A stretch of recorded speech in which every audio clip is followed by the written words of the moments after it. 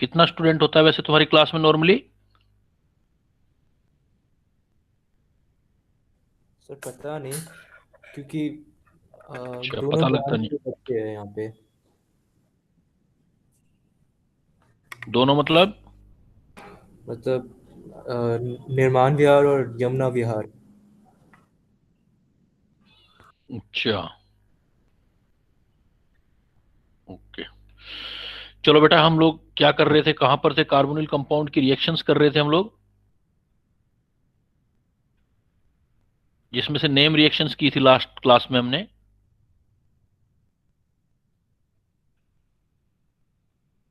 Reaction of carbonyl compound, तो name reaction हमने कर लिया था, रिडक्शन कर लिया था, ये टाइप की रिएक्शंस कर ली थी। अब हम पढ़ते हैं जनरल रिएक्शन।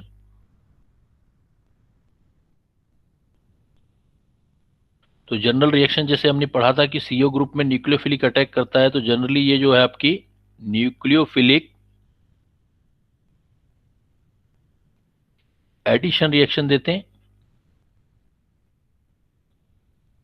तो ऐसी कुछ जनरल रिएक्शन है जो हम डिसाइड करते हैं अब। जैसे नंबर 1,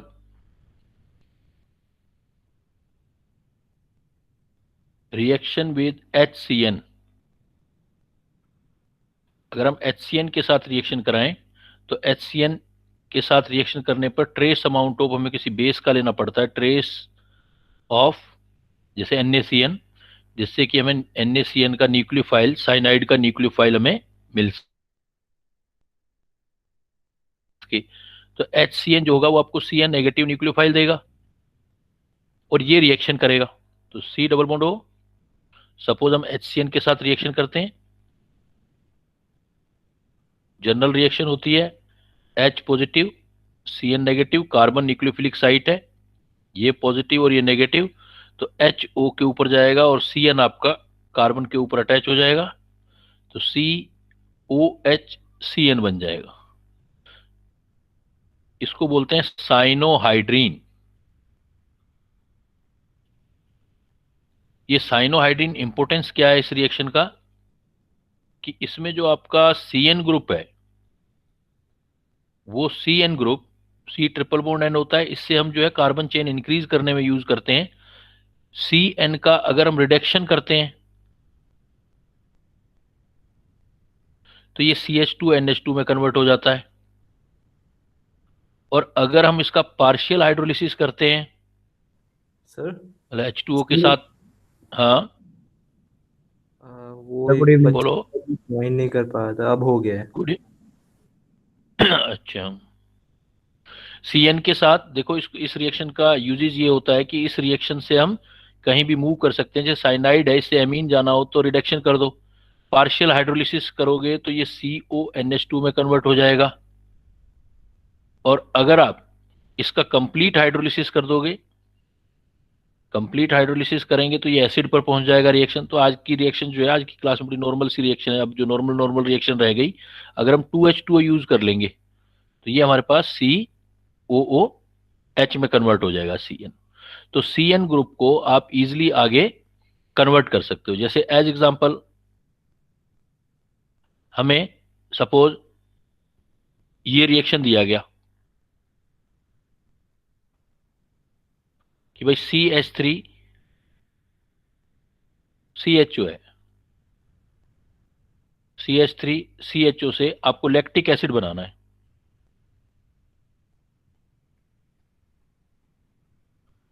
ये सपोज आपको प्रॉब्लम दिया गया, कन्वर्जन करना है आपको, एसेटल्डिहाइड से जो है लैक्टिक एसिड बनाना है। तो हम इस तरीके से देखो, अब CHO ग्रुप को एसिड ग्रुप पर पहचान पहुंचाना है। तो सबसे पहले आपको इस कन्वर्जन में क्या पता होना चाहिए बेटा? सबसे पहले क्या चीज जरूरी है ऑक्सीडेशन हमारे होगा। लिए? सबसे पहली चीज जो है, बेटा ऑक्सीडेशन तो है, लेकिन सबसे पहले हमें किसकी चीज की जरूरत पड़ेगी हमें, कि यहाँ पर लैक्टिक लैक्टिक एसिड का एसिड का फार्मूला होता आना चाहिए हमें। हाँ, लैक्टिक एसिड क्या होता है बेटा, पहली चीज ये है कि लैक्टिक एसिड क्या होता है। अगर लैक्टिक एसिड का फार्मूला हमें नहीं पता होगा तो फिर हम नहीं बना पाएंगे। तो लैक्टिक एसिड का जो फार्मूला होता है वो क्या चीज होती है, आपको ध्यान होगा जब आपने ऑप्टिकल एक्टिविटी किया होगा, तो CH3, C के साथ HOH और CHO CH3। ये चीज है CH3HOH और CHO, मतलब इसमें आपका CHO ग्रुप भी है और OH ग्रुप भी है। तो हमें तो लैक्टिक एसिड बनाना है ना, ये तो ग्लिसरॉल्डिहाइड बन गया, हमें तो लैक्टिक एसिड बनाना है। लैक्टिक एसिड का फार्मूला COH बन जाएगा, HCOH CH3COH के अंदर हमने बनाना है। तो इस फॉर्म के अंदर कन्वर्ट करना है, तो सोचो देखो क्या बनाओगे आप। एक तो क्या है कि एक कार्बन एक्स्ट्रा चाहिए आपको, इसमें आपके पास 2 कार्बन है, और यहां पर देखो आपके पास कितने कार्बन है, 3। 3। एक तो कार्बन बढ़ना चाहिए, तो कार्बन बढ़ने का काम हम किससे कर सकते हैं, साइनाइड के थ्रू कर सकते हैं, नंबर 1। साइनाइड के थ्रू। और दूसरी है साइनाइड है, तो उसको इजीली आप किस में कन्वर्ट कर सकते हो, एसिड में भी कन्वर्ट कर सकते हो। एसिड में। तो इट मीन्स हमारा सिंपल रिएक्शन बन गया ना। अब CH3CHO को अगर मैं HCN के साथ रिएक्शन कर दूं, तो पहले क्या बन जाएगा बेटा, देखो CH3CH, C के साथ एक OH और एक बन गया साइनाइड। अब बाकी सब तो इंट्रोड्यूस हो गया, 3 कार्बन भी हो गए, इसको हमें एसिड में कन्वर्ट करना है। तो साइनाइड को एसिड में कन्वर्ट किसके थ्रू कर सकते हो आप, हाइड्रोलिसिस। कैसे हाइड्रोलिसिस, पहले एक वाटर मॉलिक्यूल लोगे तो अमाइड में कन्वर्ट होगा, CH3CHOH और अगर दूसरा भी अगर अब हाइड्रोलिसिस कर दिया आपने, दूसरे मॉलिक्यूल के थ्रू भी अगर हाइड्रोलिसिस कर दिया NH3 बाहर आ CH3CH, जाएगा। तो NH3 बाहर हो जाएगा। Very good.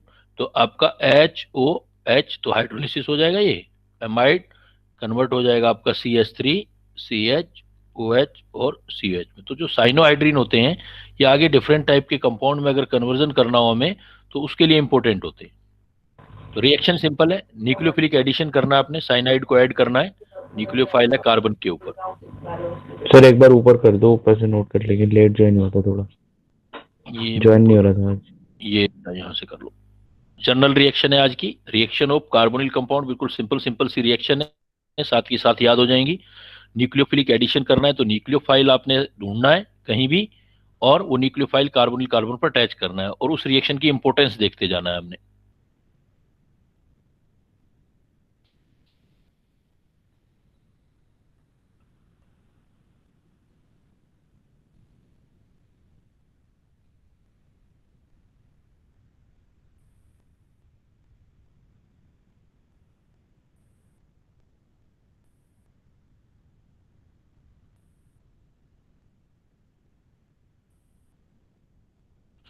सर इम्पोर्टेंस एक बार दोबारा समझा सकते हो आप?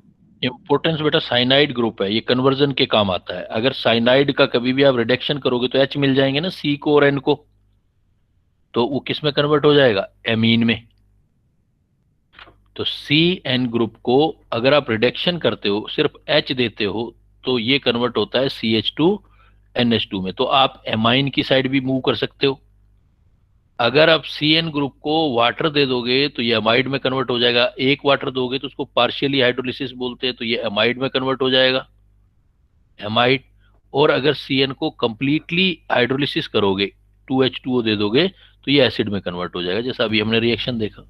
तो साइनाइड ग्रुप का इंपोर्टेंस ये है कि इसको आप डिफरेंट डायरेक्शन में मूव करा सकते हो, आप एमीन में जा सकते हो, एमाइड में जा सकते हो, एसिड में जा सकते हो। क्लियर? Yes sir.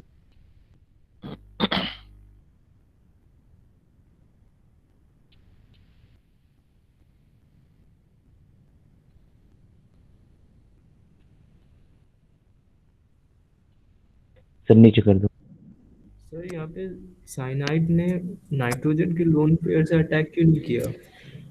साइनाइड ने, नाइट्रोजन के लोन पेयर से। मतलब आप ये कह रहे हो इसमें बेसिक कैरेक्टर क्यों नहीं आया, यही कह रहे हो ना? क्योंकि यहाँ पर H जो आया है वो एसिड नहीं आया है, H एसिडिक नहीं है, H रिड्यूसिंग कैरेक्टर होता है, और इन दोनों में फर्क होता है। जैसे देखो O के साथ जो H अटैच है, मान लो फास्फोरस है, फास्फोरस में O के साथ जो H होता है ये रेस्पॉन्सिबल होता है एसिडिक कैरेक्टर के लिए, लेकिन P के साथ जो डायरेक्टली H अटैच होता है, आप P ब्लॉक में पढ़ते हो, ये है रिड्यूसिंग कैरेक्टर के लिए।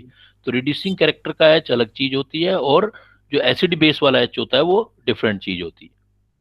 तो यहाँ पर ये H जो है एटॉमिक हाइड्रोजन है, तो ये रिडक्शन के काम आएगा, CH, और N को भी मिलेगा, कार्बन को भी मिलेगा। क्लियर? यस सर, नीचे कर दो। एक मिनट करता हूँ।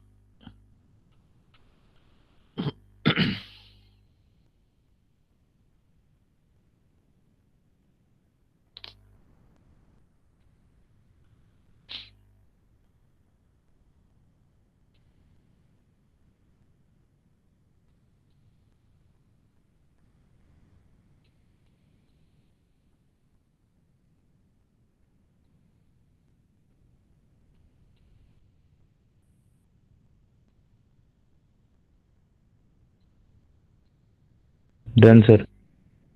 नेक्स्ट बेटा दूसरी नॉर्मल रिएक्शन, हाँ बोलिए। एजीसीएन में होता है कि कार्बन पे एजी लगा होता है तो फिर वो फ्री नहीं होता है, तो नाइट्रोजन फ्री होता है तो वो वैसे अट्रैक्ट करता है तो आइसोनिट्राइल बनता है। हाँ ठीक है, वो एल्काइल हाइड्राइड में होता है ऐसा। तो एचसीएन में ऐसा नहीं होना चाहिए, एच क्योंकि सी एन में अगर आपने देखा हो तो एच सी एन के अंदर मैंने अदरवाइज तो एच जो है हटेगा ही नहीं सी एन के साथ। एच सी एन में देखो ट्रेस किसका डाला था मैंने, NaCl। अदरवाइज ये रिएक्शन होगी ही नहीं। ये Na क्या करेगा, Na पॉजिटिव इस H को बाहर निकालने की ट्राई करेगा, जिससे साइनाइड फ्री हो जाएगा आपका। क्लियर। सर ट्रेस का मतलब क्या होगा यहाँ पर? बहुत कम अमाउंट, थोड़ा सा हम अमाउंट जो है रिएक्शन को स्टार्ट करने के लिए NaCN डाल देंगे। ट्रेस का मतलब लिटिल अमाउंट, ओके चुटकी भर। क्लियर बेटा, चलूं आगे। बिल्कुल सर। नेक्स्ट देखो दूसरा रिएक्शन हम देखते हैं वाटर के साथ। नॉर्मल रिएक्शंस में जो आती है, फिर आता है आपका रिएक्शन वाटर के साथ। वैसे तो रिएक्शन वाटर के साथ जो इसका है वही बहुत ही रिवर्सिबल रिएक्शन है, मतलब ये रिएक्ट करता ही नहीं है, बहुत कम करता है रिवर्सिबल रिएक्शन। बट अगर रिएक्शन करे भी तो थोड़ा बहुत जो इसके अंदर प्रॉपर्टी आती भी है, तो C double bond O same वही वाला रिएक्शन होगा जैसे एच ओ एच में बनाया था आपने। तो सेम एच यहाँ चला जाएगा, बिकॉज ये पॉजिटिव पार्ट, ये नेगेटिव पार्ट, ये पॉजिटिव पार्ट, ये नेगेटिव पार्ट, ओ एच यहाँ कार्बन पे चला जाएगा न्यूक्लियोफाइल की फॉर्म में। बट ये रिएक्शन इधर बहुत कम जाती है, इधर ही रहती है। मतलब कहने का मतलब कार्बोनिल ग्रुप जनरली वाटर के साथ रिएक्ट करते नहीं है, कुछ स्पेशल केसेस में करते हैं, लेकिन करेंगे तो बनेगा क्या, सी ओ एच और इधर भी ओ एच। तो इसको बोलते हैं, जब एक ही कार्बन पर दो ओ एच होते हैं तो इसको बोलते हैं जैम डाइऑल। इसको बोला जाता है जैम डाइऑल। और ये क्या होते हैं, जनरली अनस्टेबल होते हैं। जनरली अनस्टेबल क्यों होते हैं अनस्टेबल बेटा, समझ आ रही होगी बात। बिकॉज दो ओ एच ग्रुप जो है एक दूसरे के साथ, एक ही कार्बन पर दो ओ एच ग्रुप जो होते हैं वो रिपेल करते हैं, मतलब स्टेरिक हिंड्रेंस होता है।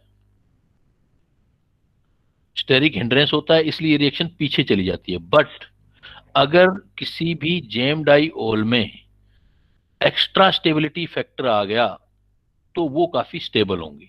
Extra stability factor like hydrogen bonding. But gem diol ols are stable in extra stability factor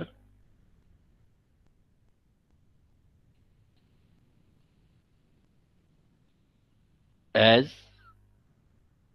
intramolecular hydrogen bonding।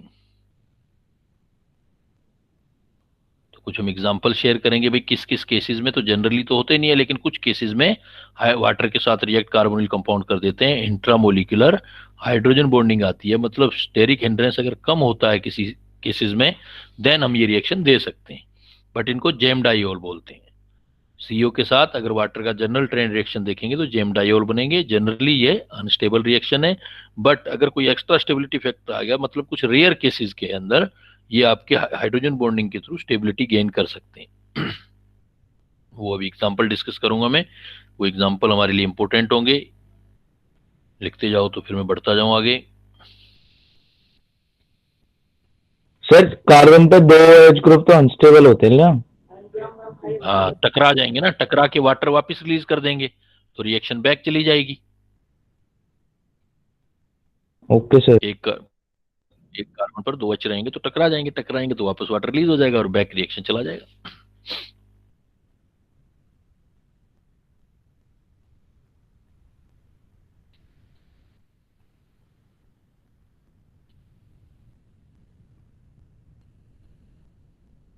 तो ज्यादा रिएक्शन बैकवर्ड में होगा। बैकवर्ड में होगा नॉर्मली। इसका मतलब जेम डाइऑल फॉर्म में नहीं रहेंगे। जनरली आपके एल्डिहाइड कीटोन को वाटर में डालेंगे ना तो वो रिएक्ट नहीं करेंगे, कहने का मतलब ये है। लेकिन कुछ केसेस में वाटर के साथ ये रिएक्ट कर जाते हैं। तो इसका बेस्ट एग्जांपल देखो, एक आपने पढ़ा होगा या सुना होगा, प्रिजर्व के फॉर्म में यूज होता है फॉर्मेलिन, फार्मेल्डिहाइड। फार्मेल्डिहाइड फॉर्म, इनको हाइड्रेट्स भी बोलते हैं, form stable hydrate, stable hydrate. उसका रीजन देखो, फार्मेल्डिहाइड क्यों बना रहा है स्टेबल हाइड्रेट, रीजन देखते हैं। सपोज वाटर के साथ फार्मेल्डिहाइड की रिएक्शन करो आप, तो ये रिएक्शन ऐसे आएगी, सी यहां पर H डबल बॉन्ड हो। अगर वाटर के साथ रिएक्शन करें तो इसका इक्विलिब्रियम फॉरवर्ड डायरेक्शन में ज्यादा रहेगा, बैकवर्ड कम रहेगा। बिकॉज यहां पर कार्बन पर स्टेरिक हिंड्रेंस बहुत कम है, दो छोटे छोटे H लगे हुए हैं, और यहां पर जो है ये OH का मोलिक्यूल बन जाता है। दूसरी बात ये है कि जब इसके अंदर वाटर डालते हैं तो इस तरह के मोलिक्यूल इंट्रा भी दिखाते हैं और इंटरमोलिक्यूलर, दोनों, इंटर हो या इंट्रा, आप इसको इंटर भी लिख सकते हो, इंट्रा भी, कोई किसी में कंडीशन इंटर लगेगी, किसी में इंट्रा। तो जब ऐसे मोलिक्यूल बनते हैं तो ऐसे मोलिक्यूल क्या करते हैं, आपस में जो होता है हाइड्रोजन बॉन्डिंग के थ्रू अटैच होते चले जाते हैं। तो ये जो केमिकल है तो ज्यादातर इस फॉर्म में रहता है, इसको बोलते हैं 37% जो होता है ये फॉर्मेलिन बोला जाता है इसको। फॉर्मेलिन नाम सुना होगा आपने। फॉर्मेलिन जो लैब वगैरह के अंदर एनिमल वगैरह को प्रिजर्व करने में यूज होता है, ये 37% जो है एक्वस सॉल्यूशन ऑफ फॉर्मेल्डिहाइड होता है, एक्वस सॉल्यूशन ऑफ HCHO। तो HCHO का जो 37% सॉल्यूशन है ये प्रिजर्वर वर्क की फॉर्म में, इंसेक्ट होते हैं, एनिमल होते हैं, उनके प्रिजर्व की फॉर्म में यूज किया जाता है फॉर्मेलिन। तो ये एक इंपॉर्टेंट केमिकल है। यहां पर अब क्यों हुआ, OH टकरा के क्यों नहीं निकले, क्या रीजन दोगे बेटा इसमें, क्यों इक्विलिब्रियम फॉरवर्ड डायरेक्शन में गया, क्या स्टेबिलिटी फैक्टर आएगा इसमें, इंटरमॉलिक्यूलर H बॉन्डिंग। हाँ, और लेस स्टेरिक हिंड्रेंस। मेन बात ये है कि OH टकरा नहीं पाएंगे क्योंकि ये स्मॉल ग्रुप है, HH बहुत स्मॉल है, तो लेस स्टेरिक हिंड्रेंस, हिंड्रेंस कम है, और फिर ये आगे आपस में इंटरमोलिक्यूलर हाइड्रोजन बॉन्डिंग की फॉर्म में अटैच हो जाते हैं मोलिक्यूल, तो अटैच रहते हैं और ये सॉल्यूशन बन जाता है एक। इस सॉल्यूशन को बोलते हैं फॉर्मेलिन। और इस सॉल्यूशन का काम कहाँ लिया जाता है, कहाँ यूज किया जाता है फॉर्मेलिन का, प्रिजर्वर में।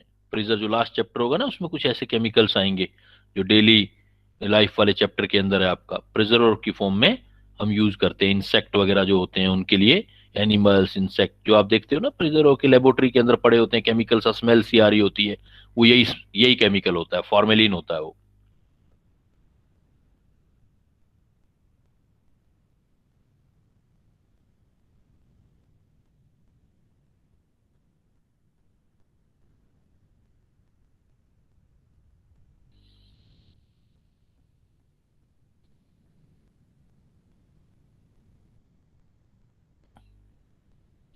तो फॉर्मेल्डिहाइड वाटर के साथ स्टेबल हाइड्रेट देता है जिसको हम फॉर्मेलिन बोलते हैं। एक दूसरा एग्जांपल है इसी का, क्लोरल। क्लोरल, क्लोरल जो होता है वो होता है CCl3CHO। Chloral also form stable hydrate.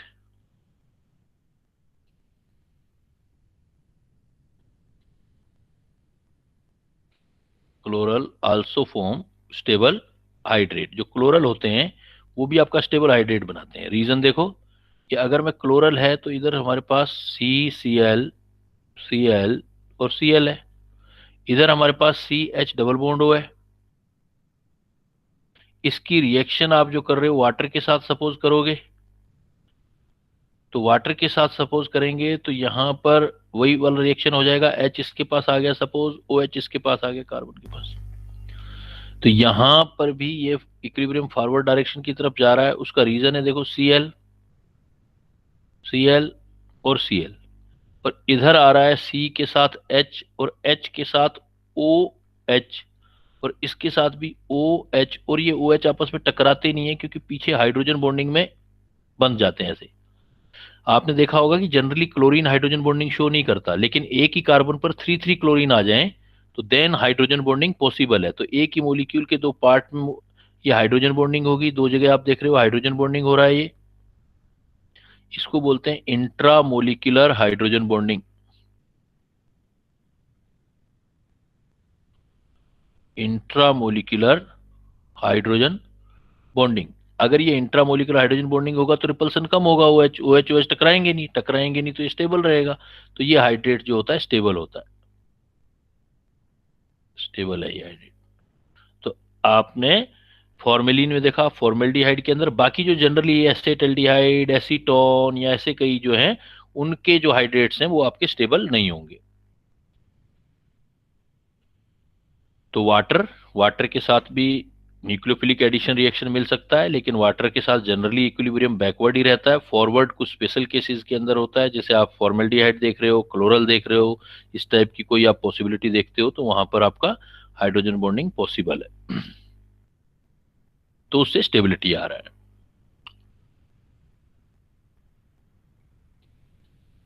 Clear? Yes sir, इसका नाम क्या होगा sir? Chloral hydrate. Water add हो जाए तो हाइड्रेट बोल देंगे, अकेला होगा तो क्लोरल।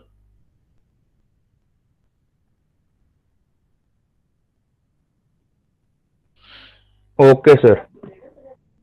अगर थर्ड टाइप का रिएक्शन देखें हम, तो थर्ड टाइप का रिएक्शन बेटा आप ले सकते हो अल्कोहल के साथ। रिएक्शन विद अल्कोहल होते हैं ROH। अल्कोहल के साथ ये रिएक्शन करके हेमी एसीटल या हेमी कीटल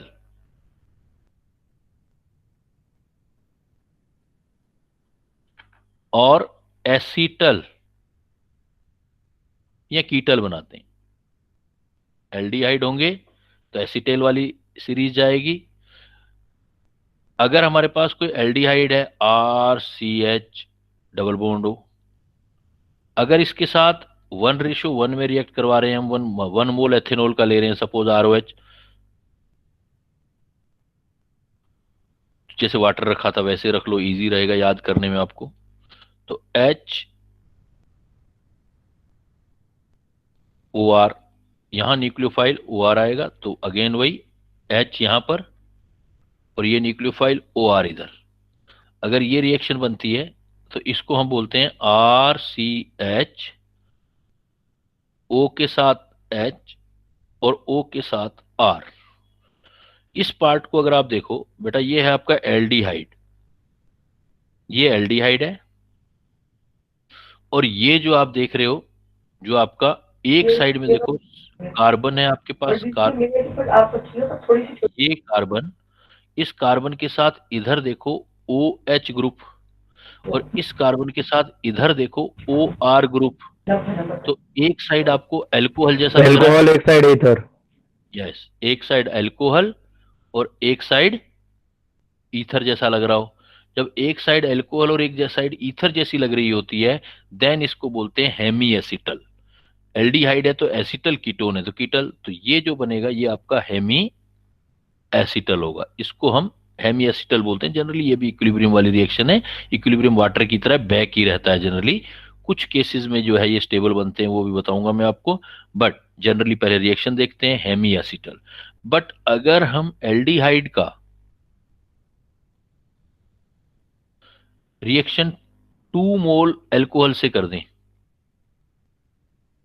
2 मोल अल्कोहल से कर दें, तो ये ड्राई HCl की प्रेजेंस में रिएक्शन होती है, कैटलाइज करता है इसको। इससे क्या होता है कि ये H2O बाहर हो जाता है और ये आपका RCH के साथ दोनों साइड ईथर जैसा बॉन्ड बन जाता है, ROR ROR। अब अल्कोहल नहीं रहा, देखो जो कार्बोनिल जो था वो भी ईथर की तरह हो गया, ये भी और इधर भी जो है वो ईथर की तरह हो गया, दोनों ईथर की टाइप बॉन्ड हो जाते हैं। तो ये ईथर की टाइप जब बॉन्ड बॉन्ड हो जाते हैं तो ईथर जैसा बिहेव होता है, इनर्ट बिहेव होता है, तो इसको हम बोलते हैं एसीटल। तो मोलिक्यूल देख के रिकॉग्नाइज करना होता है हमें कि एसीटल बन रहा है या हेमी एसीटल बन रहा है। अगर आपके कार्बोनिल कार्बन पर या एल्डिहाइड कीटोन पर, सिमिलरली अगर कीटोन लोगे, in case of ketone, in case of ketone हम क्या बोल देते हैं, in case of ketone hemiketal, hemi मतलब आधी रिएक्शन हुई है अभी, कीटल, और कीटल बोल देते हैं, कंसीडर। बट इन रिएक्शन का इंपोर्टेंस जो है, यहां कोई इंपोर्टेंस नहीं है, बिकॉज इक्विलिब्रियम में बैक साइड जाता है। ये आपकी जो कार्बोहाइड्रेट की केमिस्ट्री करते हो, मतलब जो साइक्लिक हेमी एसिटल या साइक्लिक एसिटल होते हैं, वो जो है वो सिग्निफिकेंट होते हैं, उनकी इंपोर्टेंस होती है। साइक्लिक, साइक्लिक एसिटल या साइक्लिक जो होते हैं हेमी एसिटल, वो स्टेबल होते हैं। तो नीचे आप इंपोर्टेंस में जो रिएक्शन देंगे, इंपोर्टेंस में पॉइंट देंगे, वो आप ये दे देंगे, नोट साइक्लिक हेमी एसिटल और acetal are stable as in carbohydrate. जब ग्लूकोज वगैरह की स्ट्रक्चर पढ़ेंगे तो वहां मैं सिखाऊंगा ये, कि वहां आपको इसकी इंपोर्टेंस मिलेगी, वो स्टेबल होते हैं हेमी एसिटल या एसिटल। अगर आपको HCl दे रखा है तो दो मोलिक्यूल से रिएक्ट करा के एसिटल बना देने हैं। अगर HCl नहीं दे रखा है तो फिर हेमी एसिटल पर अपने रिएक्शन को रोकना है। पहचान यही है कि अगर एक साइड अल्कोहलिक ग्रुप दिख रहा है और दूसरी साइड ईथर ग्रुप लग रहा है तो हेमी एसिटल, और दोनों साइड OR मतलब ईथर लाइक ग्रुप लग रहे हैं तो फिर वो आपका एसिटल होता है, एसिटल बोलते हैं उसको।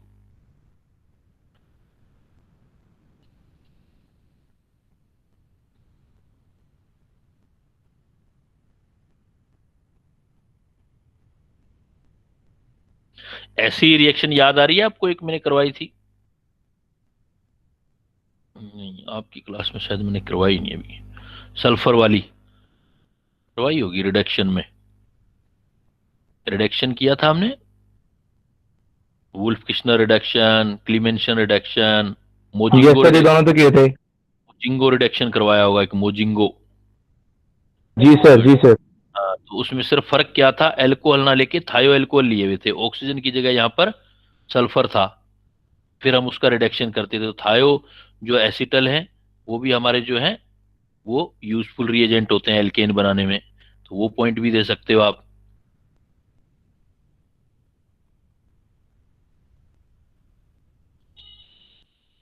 वो भी साइक्लिक थे, cyclic thioacetal are useful to form alkane. तो वही रिएक्शन आप अगेन यहाँ पर सबमिट कर सकते हो जो वहां की थी। जैसे सपोज मैंने एक रिएक्शन लिखा कि भाई ये वाला साइक्लोहेक्सेनोन, इसकी रिएक्शन थायो ईथर से करवा दी, तो इससे क्या होगा, ये H2 बाहर हो जाएगा, ये पहले थायो एसिटल बन जाएगा।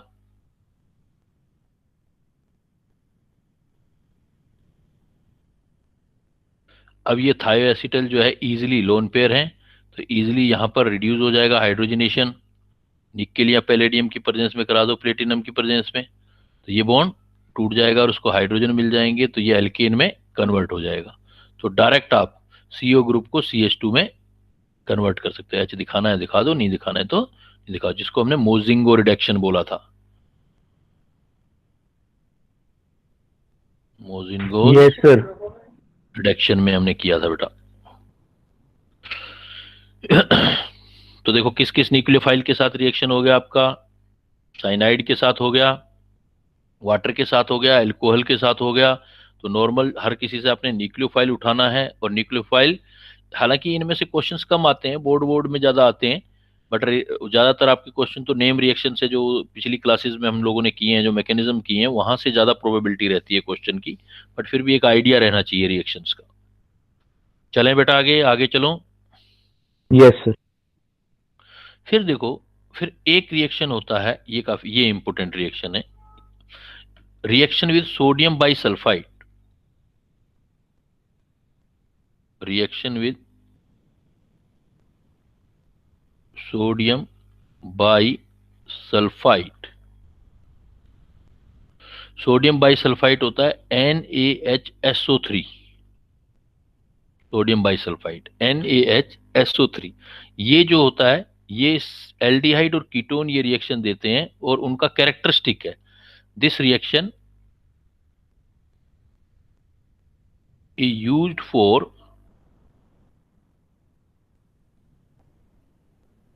testing of CO group. CO group का फंक्शनल ग्रुप जो होता है कार्बोनिल ग्रुप, उसकी टेस्टिंग में हम ये यूज करते हैं। और स्पेशली जो है आपका NaHSO3, इसमें जो है स्टेरिक हिंडर्ड जो है कीटोन, वो रिएक्शन नहीं देते। ये स्टेरिक हिंडर्ड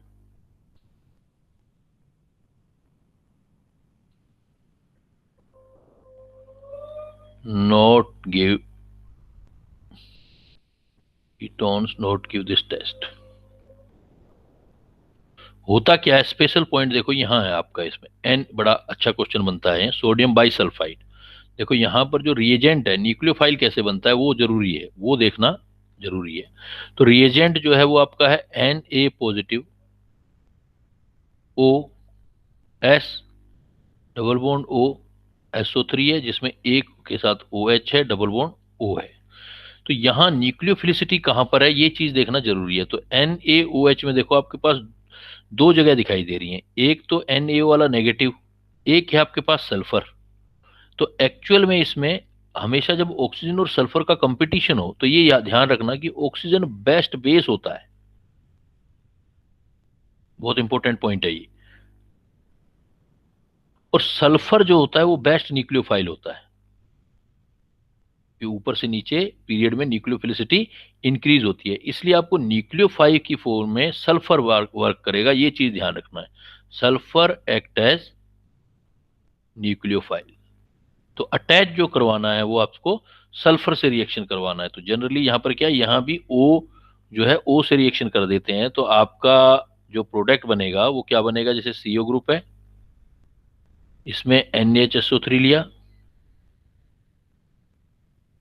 तो सल्फर को आपने कार्बन से अटैक करवाना है, वही H को O से रिएक्ट करवाना है, वही इक्विलिब्रियम वाला रिएक्शन है। तो CO के साथ H और S के साथ कार्बन को अटैच करवाना है, SO3Na। तो सल्फर जो है वो न्यूक्लियोफाइल है, ऑक्सीजन बेस्ट न्यूक्लियोफाइल नहीं होता, ऑक्सीजन की इलेक्ट्रोनेगेटिविटी ज्यादा होती है, इलेक्ट्रॉन अपने दे नहीं पाता है, SO3। और ये जो एडिशनल प्रोडक्ट है इसमें ये इसके अंदर ये ऐड हो जाता है, तो ये जो एल्डिहाइड, अलग अलग एल्डिहाइड होंगे, उनके अलग अलग तरीके से ये एडिशनल देता है, तो ये सॉलिड एडिशनल प्रोडक्ट बनता है, सॉलिड क्रिस्टलाइन।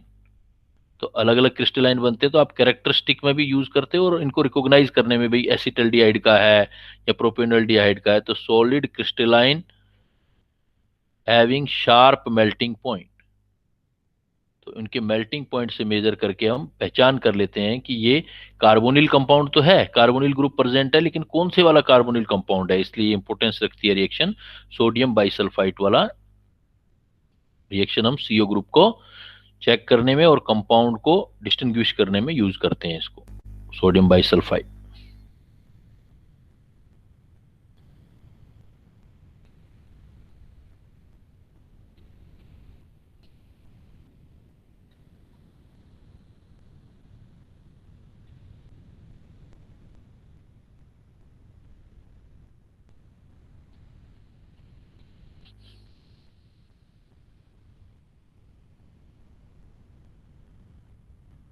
क्लियर बेटा?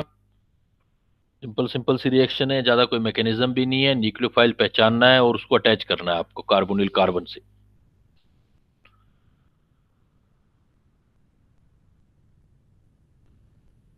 हैविंग के बाद क्या लिखा है सर आपने? हैविंग शार्प मेल्टिंग पॉइंट, अलग अलग क्रिस्टलाइन सॉलिड बने। मतलब मतलब मान लो एसिटल्डिहाइड लिया आपने, मैंने आपको कह दिया कि भाई सोडियम बाइसल्फाइड टेस्ट करो इसका, तो आपने एसिटल्डिहाइड ले लिया और एसीटोन ले लिया, तो एसिटल्डिहाइड का भी एडिशनल प्रोडक्ट बनेगा, एसीटोन का भी बनेगा, ये तो पता लग गया दोनों में सीओ ग्रुप है। लेकिन दोनों के मेल्टिंग पॉइंट शार्प, मतलब अलग अलग मेल्टिंग पॉइंट आएंगे, फिक्स आएंगे। जैसे किसी भी सब्सटेंस का रिकग्निशन मेल्टिंग पॉइंट से भी तो हो सकता है ना। तुम्हारा यस सर। जैसे वाटर रख दूं और कोई इसी वाटर जैसा कोई मैं और लिक्विड रख दूं, तो कैसे पहचान करोगे? बॉइलिंग पॉइंट से कर सकते हो ना आप, या मेल्टिंग पॉइंट से, कि 0 डिग्री सेल्सियस पर जो जमेगा बर्फ बन जाएगा वो इसका मतलब वाटर है, और दूसरे वाला कोई और है। तो इनको हम आपस में डिफ्रेंशिएट भी कर सकते हैं।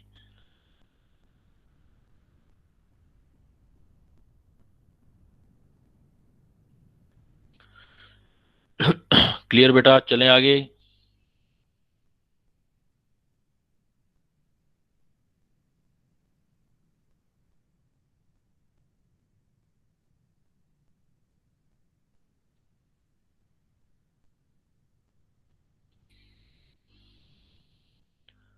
Done sir. नेक्स्ट जो आता है हमारे पास, फिर ऐसे न्यूक्लियोफाइल आते हैं जिनमें नाइट्रोजन है, नाइट्रोजन वाले न्यूक्लियोफाइल आते हैं, और इसमें 4 अमोनिया अमोनिया डेरिवेटिव। डेरिवेटिव। तो 4-5 ऐसे हैं, जैसे मैंने वैसे ऑलरेडी आपको बताया कि आज वाला टॉपिक मेन में एक आधा क्वेश्चन पूछा जा सकता है, या जनरली बोर्ड बोर्ड के लिए ज्यादा इंपॉर्टेंट रहता है ये। तो ये स्कूल कूलिंग में आपको बड़े अच्छे से करवाते भी होंगे ये। तो reaction with ammonia derivative, reaction with ammonia derivative. तो आप अमोनिया डेरिवेटिव से बेटर है कि आप इसको क्या याद रखेंगे, nucleophile, nucleophile with nitrogen site, इसका न्यूक्लियोफाइल नाइट्रोजन है, ऐसे लेंगे। देखो बेटा, पहले इसमें अमोनिया डेरिवेटिव समझ लेते हैं कि अमोनिया डेरिवेटिव जो है हमारे पास वो कौन कौन से हैं, याद करने पड़ेंगे हमें, जो हमारे सिलेबस में है या जो हमें करने हैं। देखो, सबसे पहला पॉइंट ये है कि अमोनिया जो होता है वो NH3 होता है, जिसको मैं NH2H लिख सकता हूं। NH2H को क्या लिख सकते हैं हम, अमोनिया, अमोनिया। अगर मैं इसका H हटाता जाऊं और कोई और ग्रुप लगाता जाऊं, तो इसका मतलब हो जाएगा अमोनिया डेरिवेटिव। जैसे NH2, अगर मैं G लगा दूं, कोई ग्रुप लगा देता हूं H हटा करके, तो इसको आप क्या बोलोगे, ये जो चीज होगी आपकी, इसको आप बोलोगे अमोनिया डेरिवेटिव। ये आपका अमोनिया डेरिवेटिव है।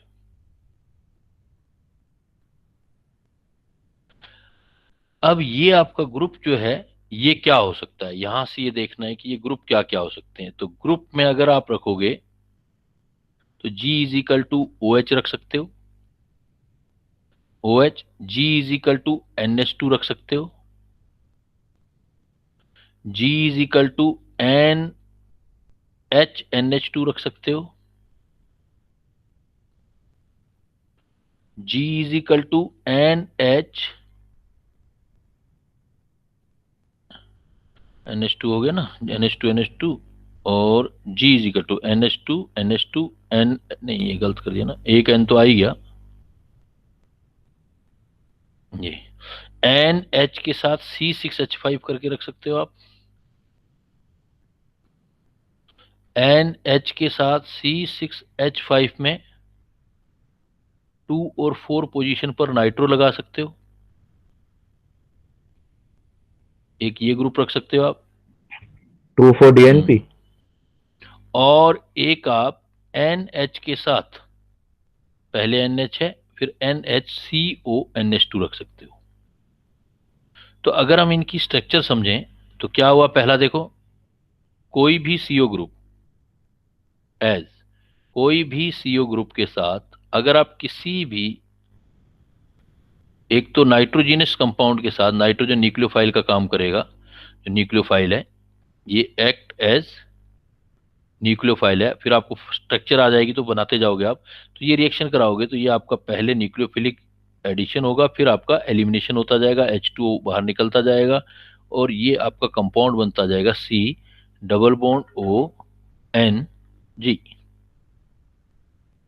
बट ये ध्यान रखना है, बिकॉज नाइट्रोजनस कंपाउंड है, नाइट्रोजनस कंपाउंड खुद बेसिक होते हैं, तो ये जो होती है रिएक्शन स्लाइटली एसिडिक मीडियम में होती है।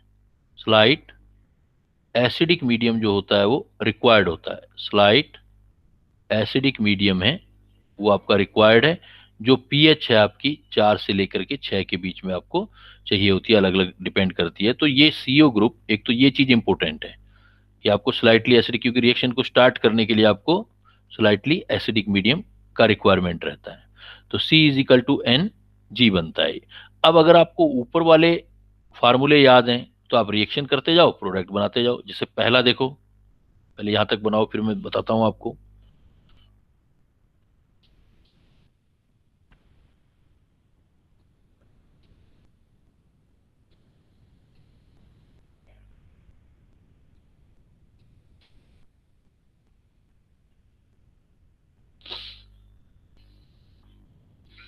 Done sir. अगर इसमें आप 1 by 1 देखोगे, जैसे आपका सीओ ग्रुप पहले वाला देखो, अमोनिया डेरिवेटिव से रिएक्शन कर रहे हैं हम।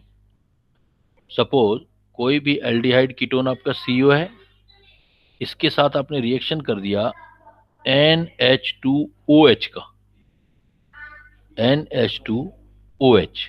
तो NH2OH और आपने पीएच जो है वो सपोज 4 से 6 के बीच में रख दिया आपने, तो यहां से H2 निकल जाएगा। ये जो NH2OH होता है इसको बोलते हैं हाइड्रोक्सिल हाइड्रोक्सिल हाइड्रोक्सिल एमाइन, इसको बोलते हैं हाइड्रोक्सिल एमाइन। हाइड्रोक्सिल एमाइन का रिएक्शन कराते हैं तो ये बन जाएगा C≡NOH, इसको बोलते हैं हम ऑक्सिम। जो C≡NOH होता है तो ये ऑक्सिम बनते हैं। तो हाइड्रोक्सिल एमीन से रिएक्शन करोगे तो फर्स्ट वाला पार्ट तो आपके ऑक्सिम्स बनेंगे।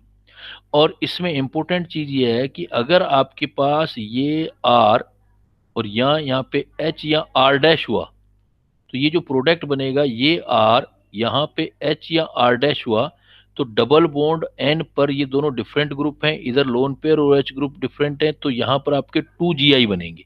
एक सिस फॉर्म बनेगा OH के रिस्पेक्ट में, जैसे H और OH सेम साइड में और H और H अपोजिट साइड में। तो ऑक्सिम अगर R अलग अलग ग्रुप हुए तो ये आपके पास EZ पेयर बनेगा।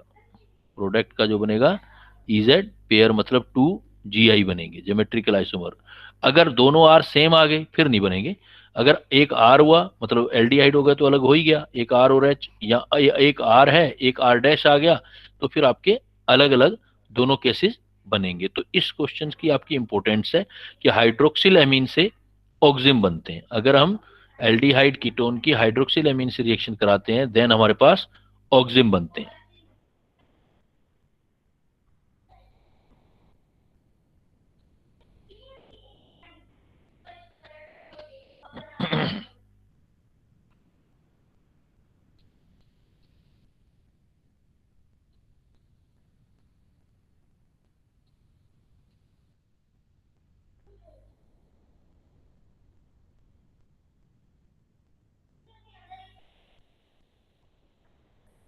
ये जो आपके ऑक्सिम्स बनते हैं इनका कुछ जगह काफी आपकी केमिस्ट्री में इंपॉर्टेंस है, तो यह नोट में लिख रहा हूं। ऑक्सिम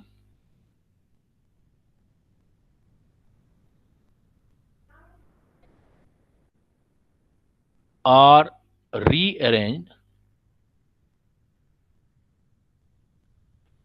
into amide।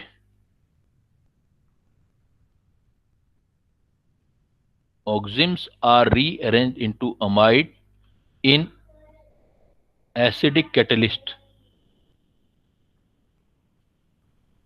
जो भी आपको H पॉजिटिव दे, जैसे H2SO4 ले सकते हो, H3PO4 ले सकते हो, कोई भी इस तरह का आप एटसेट्रा कुछ भी लेते हो, तो वो काफी ये काफी इंपॉर्टेंट पॉइंट है फिर कि ऑक्सिम्स जो है रीअरेंज होते हैं into amide in acidic catalyst.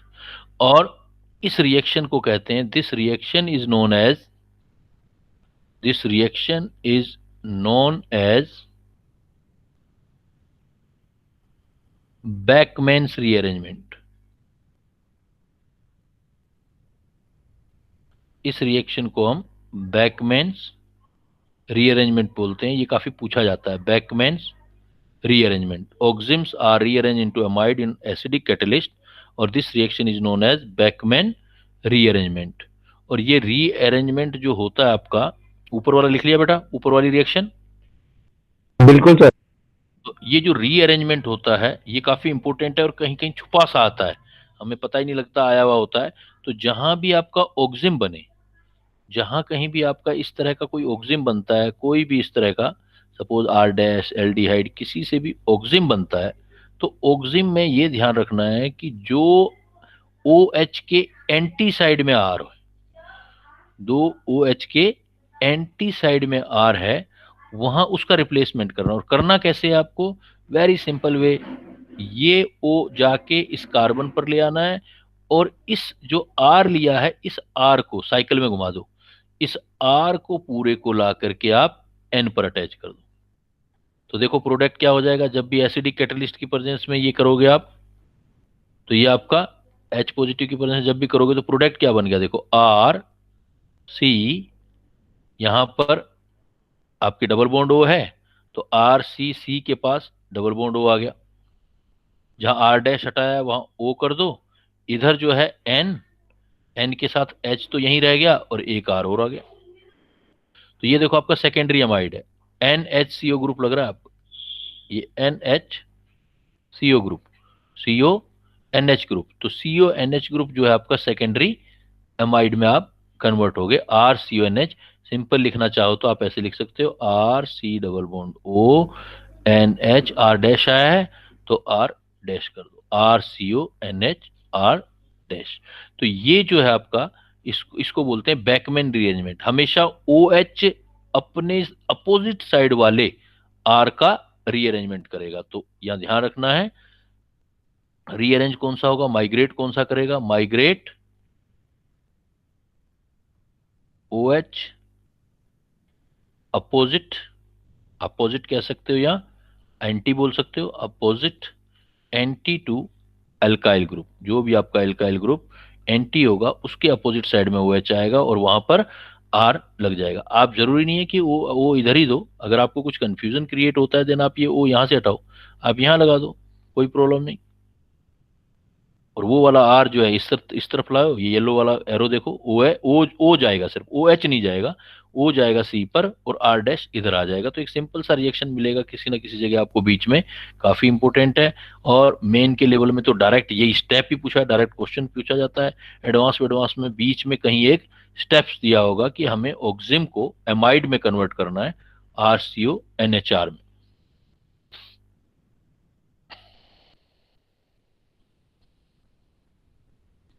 Sir इसके लिए एसिडिक मीडियम चाहिए होगा ना हमें? हाँ, रिएक्शन करने के लिए, क्योंकि हमें O को हटाने के लिए H पॉजिटिव मतलब एसिड मीडियम में करना है आपको ये। हाईली या स्लाइटली? H2SO4 H3PO4 ले रहे हो तो कैसे, उसने कोई कैटलिस्ट का फॉर्म यूज करना है, H पॉजिटिव तो स्ट्रॉन्ग ही रहा, मतलब ओके डाइल्यूट। सर।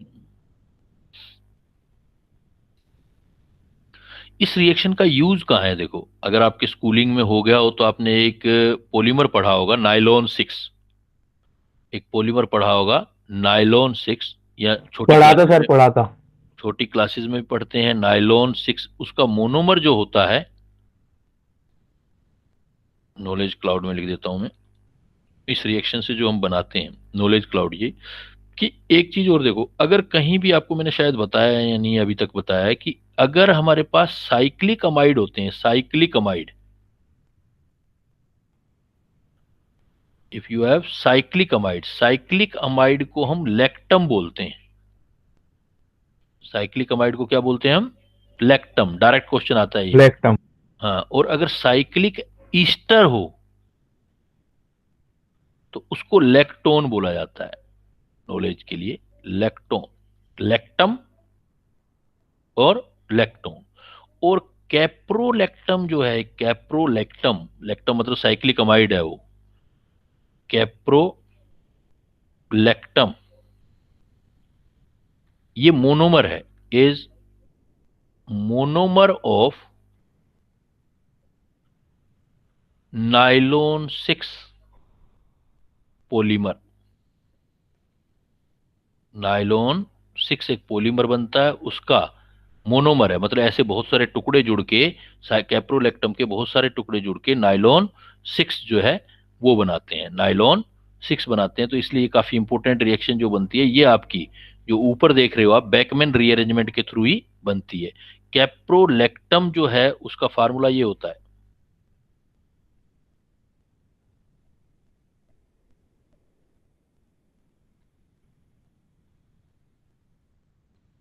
ये देखो साइक्लिक एस्ट्रो एमाइड हो गया, साइक्लिक अमाइड, इसको बोलते हैं कैप्रोलैक्टम। ये कैप्रोलैक्टम जो है ये मोनोमर है आपका नाइलॉन 6 पॉलीमर का। तो ये रिएक्शन होती कैसे है, देखो जरा आप, ये रिएक्शन पूछी जाती है एज एग्जांपल। हमें क्या दिया जाएगा,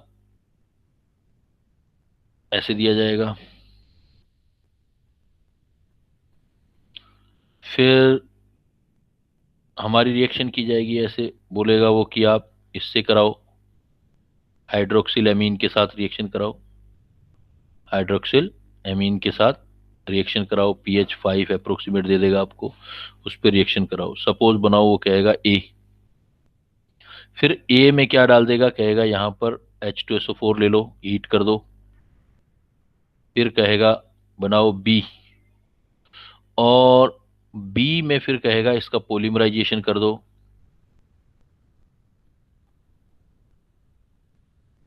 और बनाओ सी। हमें ये दे दिया, तो हमें इस क्वेश्चन को शॉर्ट आउट करना है। जैसे मैंने अभी आपको बोला था कि ये होगी तो बैकमैन रीअरेंजमेंट, लेकिन छुपी हुई आएगी किसी स्टेप्स में, आपका छुपा हुआ आएगा। तो देखो इस रिएक्शन को कैसे लिख सकते हैं अपने, मैं इस रिएक्शन को आपका ऐसे करके लिख देता हूं, सपोज सॉल्यूशन ढूंढता हूं मैं ऐसे करके। ये है साइक्लोहेक्सेनोन, साइक्लोहेक्सेनोन।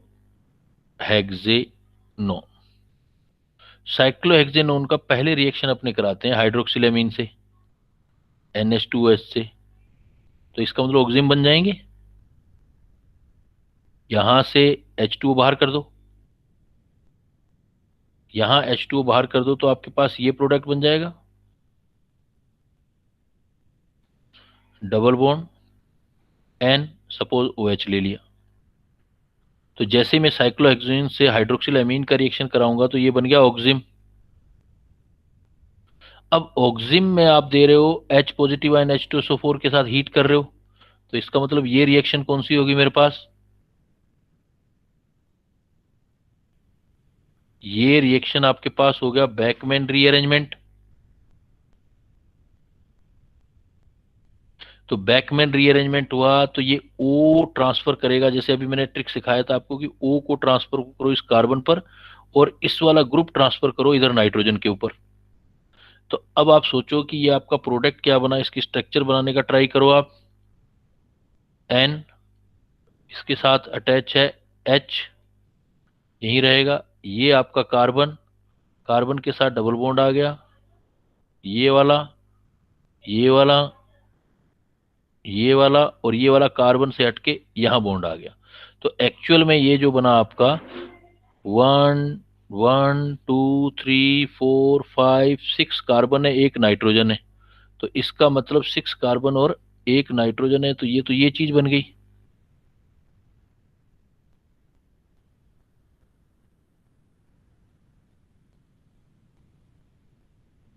ये बन गया, और ये होता है साइक्लिक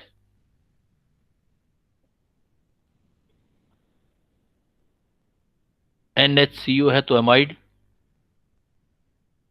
और साइक्लिक अमाइड को इसी को आप बोलते हो कैप्रोलैक्टम।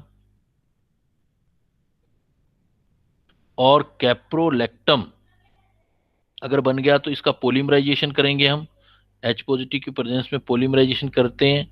तो पॉलीमराइजेशन करेंगे तो पहले तो ये बॉन्ड ब्रेक होगा, जैसे पॉलीमराइजेशन करोगे तो ये यहाँ से बॉन्ड, क्योंकि हाइड्रोलिसिस करते हो आप, बेस वगैरह जो आप लोगे OH वगैरह की प्रेजेंस लोगे ऐसे, तो ओ एच, जैसे अभी अमाइड वाला रिएक्शन किया था, ओ एच लेकर के ये यहाँ भेजते हो आप। तो एक्चुअल में ये बीच में कितने कार्बन है, देखो 1 2 3 4 5, तो 5 कार्बन, CH2 5, इधर NH2, इधर CO के साथ OH, ये सपोज एक यूनिट बना, और ऐसे N यूनिट अटैच हो जाएंगे, पॉलीमर बन जाएगा ये। तो N अटैच हो जाएंगे तो मैं क्या बना सकता हूँ इसके अंदर, CO, जहां भी बनाओगे आप, CO के साथ NH, ये अमाइड ग्रुप, ऐसे बहुत सारे, CH2 5 के साथ, फिर आगे फिर NHCO, ऐसे ग्रुप। तो ऐसे बहुत सारे ग्रुप जो अटैच करके बनते हैं, जिसमें जो यूनिट होता है कार्बन 5 और 1 6 होते हैं। और ये पॉलीमर सबसे पहले न्यूयॉर्क एंड लंदन में एक साथ बनाया गया था, इसलिए इसको नाइलॉन बोलते हैं और नाइलॉन 6 बोलते हैं। ये नाइलॉन वही है जो नाइलॉन की रस्सी देखते हो आप, जैसे जो पॉलीमर बनते हैं। तो काफी इंपॉर्टेंट रिएक्शन है, इस तरह से केमिकल रिएक्शन बना करके पूछी जाती है आपसे कि भाई कहाँ पर क्या चीज कैसे बना है। तो इसमें आपके एन ऐसे बहुत सारे अटैच होकर के, वो ऐसे करके आप बनाते हो, वो आपकी नायलॉन की रस्सी बनती है या नायलॉन बनती है। तो ये रिएक्शन में देखो कैसे स्टेप्स हुए यूज, वो स्टेप्स हमें रिकॉग्नाइज करने हैं कि भाई हम साइक्लोहेक्सेन हेक्सोन से चले, एल्डिहाइड कीटोन वाले टॉपिक से चले, और वहां से चलते चलते हम देखो पॉलीमर पर पहुंच गए।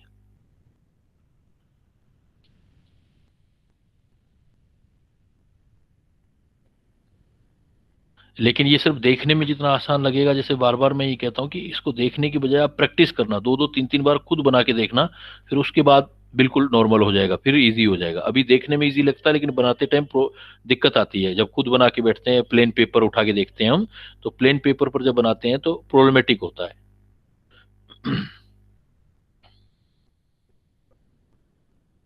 Okay sir. हो गया बेटा, चलूं आगे, लिख लिया।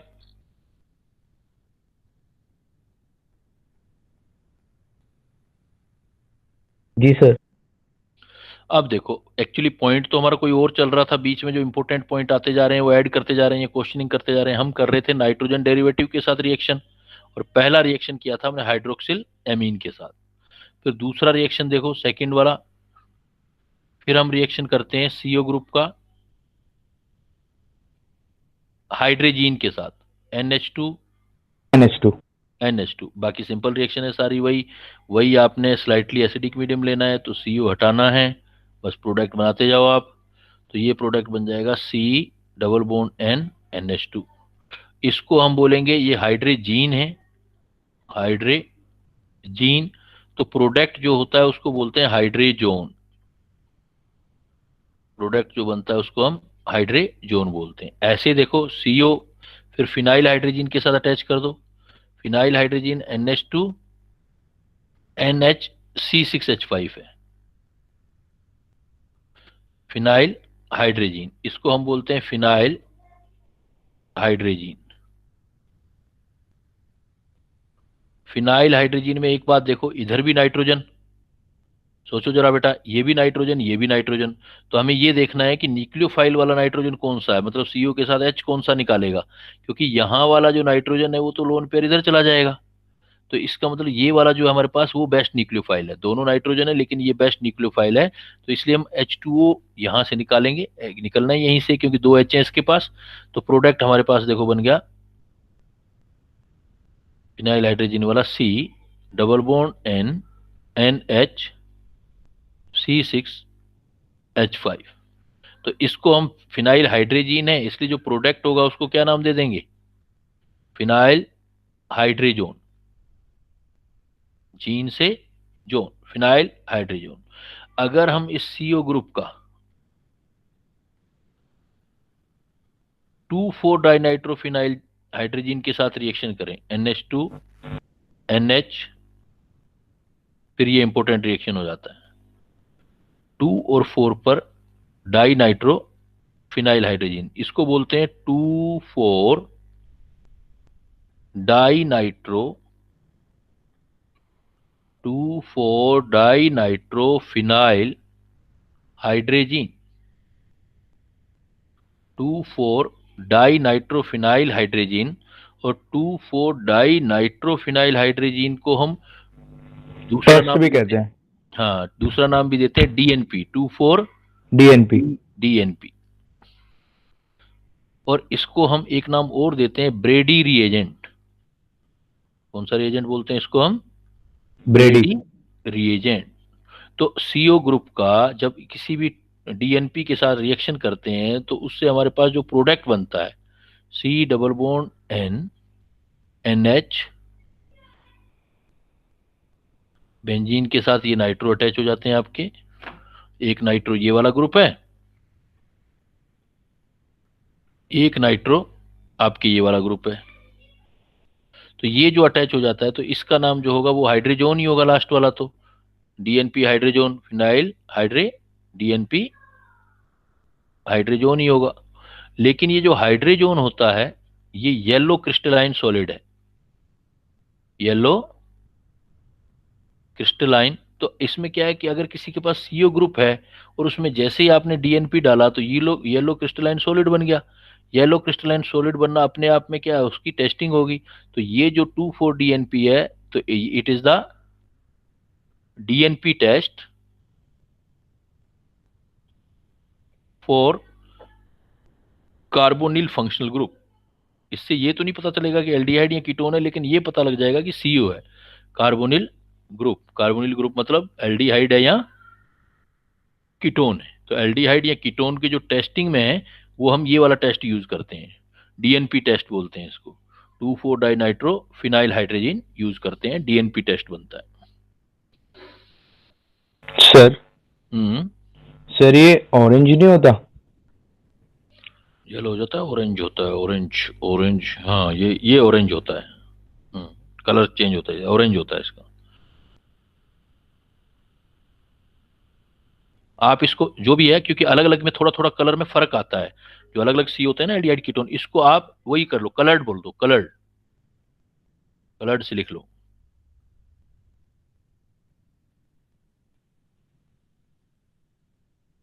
सर इनिशियली कलरलेस होता है? हाँ, इनिशियली कलरलेस होता है, लेकिन तो वो CO के साथ रिएक्ट करके कलर्ड मटेरियल बना देता है।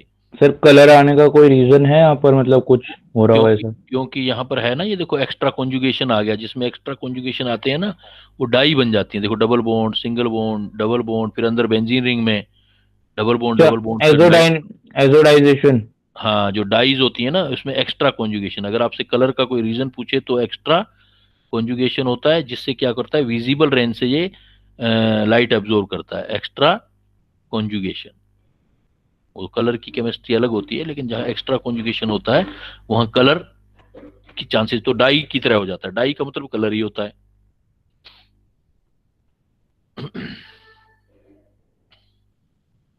फिनोल में किया था ना हमने, फिनोल में करवाई थी ना रिएक्शन मैंने, डाइएजोटाइजेशन आपको एक्स्ट्रा कॉन्जुगेशन वाला। फिनोल के यस सर। साथ रिएक्शन और एनिलीन के साथ रिएक्शन जो किया था हमने, एसिडिक डाई बेसिक डाई, उसमें भी यही रीजन था, एक्स्ट्रा कॉन्जुगेशन आता है तो कलर आ जाता है।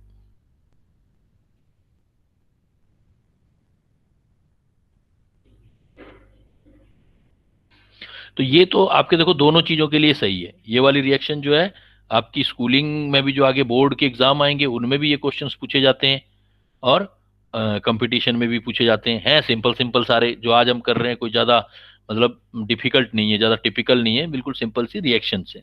तो अभी देखो, अभी हमने अमोनिया डेरिवेटिव कर लिया, एक अमोनिया डेरिवेटिव अभी और रह गया। फिनाइल हाइड्रोजन तक कर लिया, फिर एक था हमने लिखा था सेमी कार्बेजाइड के साथ। सेमी कार्बोजाइड। तो सेमी कार्बेजाइड में देखो कई बार क्वेश्चन पूछा गया है। सेमी कार्बेजाइड का फार्मूला बच्चे भूल जाते हैं और फार्मूले पे क्वेश्चन आता है। उसका फार्मूला होता है NH2 के साथ NHCONH2। यूरिया अटैच कर लो बस। NH2 के साथ सोचो कि यूरिया अटैच है, NHCONH2। एक तो ये फार्मूले पर क्वेश्चन पूछा जाता है सेमी कार्बेजाइड का, तो सेमी कार्बेजाइड। और दूसरी बात यह है कि इसमें सारे ही नाइट्रोजन है, तो पूछा जाता है भाई इधर भी नाइट्रोजन है, इधर भी नाइट्रोजन है, लेकिन बेस्ट न्यूक्लियोफाइल कौन होगा? तो जो CO के पास वाले नाइट्रोजन होते हैं वो तो अपने इलेक्ट्रॉन कॉन्जुगेशन में देंगे दोनों ही, यस सर, इसलिए वो नहीं होंगे बेस्ट। वो नहीं होंगे बेस्ट। जो CO के पास वाले NH2 है वो नहीं होंगे, जो CO से दूर होगा वो न्यूक्लियोफाइल का काम करेगा। तो ये जो होगा ये न्यूक्लियोफाइल काम नहीं करेगा, ये वाला न्यूक्लियोफाइल काम करेगा। तो यहां से हम H2 निकालेंगे और प्रोडक्ट बनाएंगे। तो ये क्वेश्चन मेंस के एग्जाम में एक दो बार इस टाइप का पूछा गया। तो CO हटा दो, इसकी जगह हम N अटैच कर लेंगे, NHCO NH2। इसको बोलते हैं सेमी कार्बेजोन, सेमी कार्बेजाइड से सेमी कार्बेजोन। तो अमोनिया डेरिवेटिव के साथ सिर्फ आपने फार्मूले याद करने हैं, फार्मूले याद करके प्रोडक्ट बनाने हैं। मीडियम जरूर ध्यान रखना कि स्लाइटली हमें, जैसे पहले हमने डाइजेशन में देखा था, ये भी बेसिक है, तो स्लाइटली एसिडिक मीडियम का रिक्वायरमेंट रहेगा।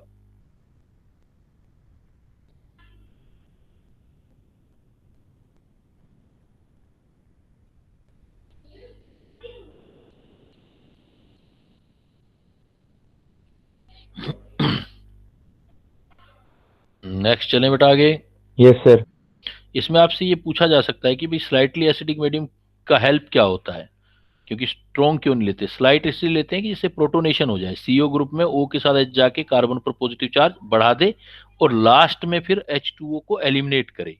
तो नीचे लिख सकते हो आप,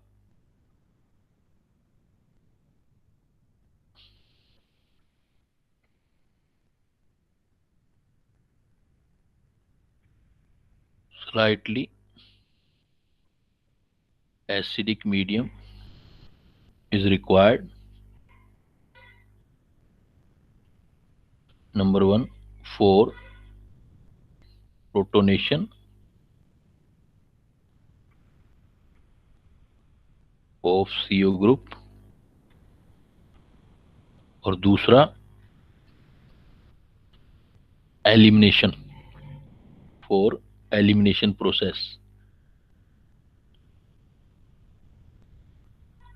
वाटर निकालने काम। एलिमिनेशन प्रोसेस मतलब रिमूवल ऑफ वाटर।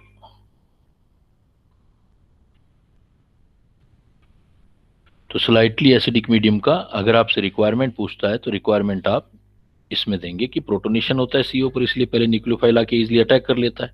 अच्छा, सपोज अगर मैं इसमें हाईली एसिडिक मीडियम ले लेता तो सोचो बेटा क्या हो सकता था।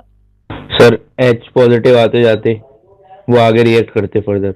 मतलब CO से रिएक्शन ही नहीं होती, नाइट्रोजन से ही रिएक्शन होने लग जाती। नाइट्रोजन यस बेसिक सर, होता है ना, वो नाइट्रोजन बेसिक बेसिक कैरेक्टर होता की है, वजह से। बेसिक कैरेक्टर होता है, तो स्ट्रॉन्ग एसिड इसके साथ रिएक्ट करने लग जाता। क्लियर। Yes sir. नाइट्रोजन वाले दो और आपके जो रिएक्शंस होती हैं वो होती है प्राइमरी अमीन के साथ और सेकेंडरी अमीन के साथ रिएक्शन। तो नेक्स्ट नाइट्रोजन वाला रिएक्शन विद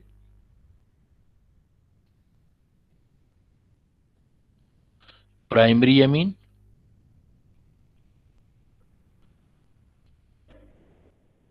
तो ये भी देखो अमोनिया डेरिवेटिव की तरह ही है। प्राइमरी अमीन का मतलब होता है कि जहां पर NH2 फंक्शनल ग्रुप हो, and secondary amine, secondary amine जहां पर NH फंक्शनल ग्रुप हो। फंक्शनल ग्रुप से हम रिकॉग्नाइज करेंगे कि प्राइमरी अमीन है या सेकेंडरी अमीन है हमारे पास। ये भी वही अमोनिया डेरिवेटिव वाली कैटेगरी की रिएक्शन है जो प्राइमरी अमीन है। अगर प्राइमरी अमीन से लिखते हो तो प्रोडक्ट जो होता है वो होता है शिफ बेस, उसको बोलते हैं शिफ बेस, सिर्फ बेस होता है। और सेकेंडरी अमीन के साथ जो होता है वो प्रोडक्ट होता है इन अमीन। तो कई बार तो डायरेक्ट क्वेश्चन पूछे जाते हैं कि भाई क्या बनेगा, कैटेगरी बताओ। इन मतलब डबल बॉन्ड, अमीन, इन अमीन। प्राइमरी अमीन के साथ रिएक्शन कराओगे कार्बोनिल ग्रुप का तो शिफ्ट बेस बनेंगे। एक सिर्फ रिएजेंट होता है वो अलग चीज है, ये सिर्फ बेस है। शिफ्ट बेस प्राइमरी अमीन के साथ, और सेकेंडरी अमीन के साथ जो प्रोडक्ट बनता है उसको हम बोलते हैं इन अमीन। प्रोडक्ट जो बनता है उसको हम बोलेंगे इन अमीन। तो यहां पर रिएक्शन देखो आप, अगर मान लो आपका CO ग्रुप है, अगर CO ग्रुप है प्राइमरी अमीन के साथ रिएक्शन करना तो कोई इशू नहीं है, जैसे अभी रिएक्शन किया सेम वही तो है RNH2। और अगर हम रिएक्शन करेंगे पीएच जो होगी वो 4 to 6 वाली चाहिए वही, तो आपका वही H2O रिएक्शन लेकिन जो प्रोडक्ट बना है बस उसका नाम ध्यान रखना है। प्राइमरी अमीन के साथ जो प्रोडक्ट बना है NR, इसको बोलते हैं हम शिफ्ट बेस। ये जो होता है ये हमारा शिफ्ट बेस होता है। सेकेंडरी अमीन के साथ रिएक्शन करोगे तो देखो नाइट्रोजन के पास एक ही H है, तो इसके लिए क्या होना चाहिए कि जो कार्बोनिल ग्रुप है, कार्बोनिल ग्रुप के एक कार्बन के पास, जो एक कार्बन है उसके पास H होना मस्ट है। कार्बोनिल ग्रुप के पास CO जो भी हो R, और इधर जो आपका चाहे H हो चाहे R हो जो भी आपका, लेकिन एक जो है अल्फा कार्बन इसके पास होना जरूरी है। एक इसका हम प्रोडक्ट बना के देखते हैं।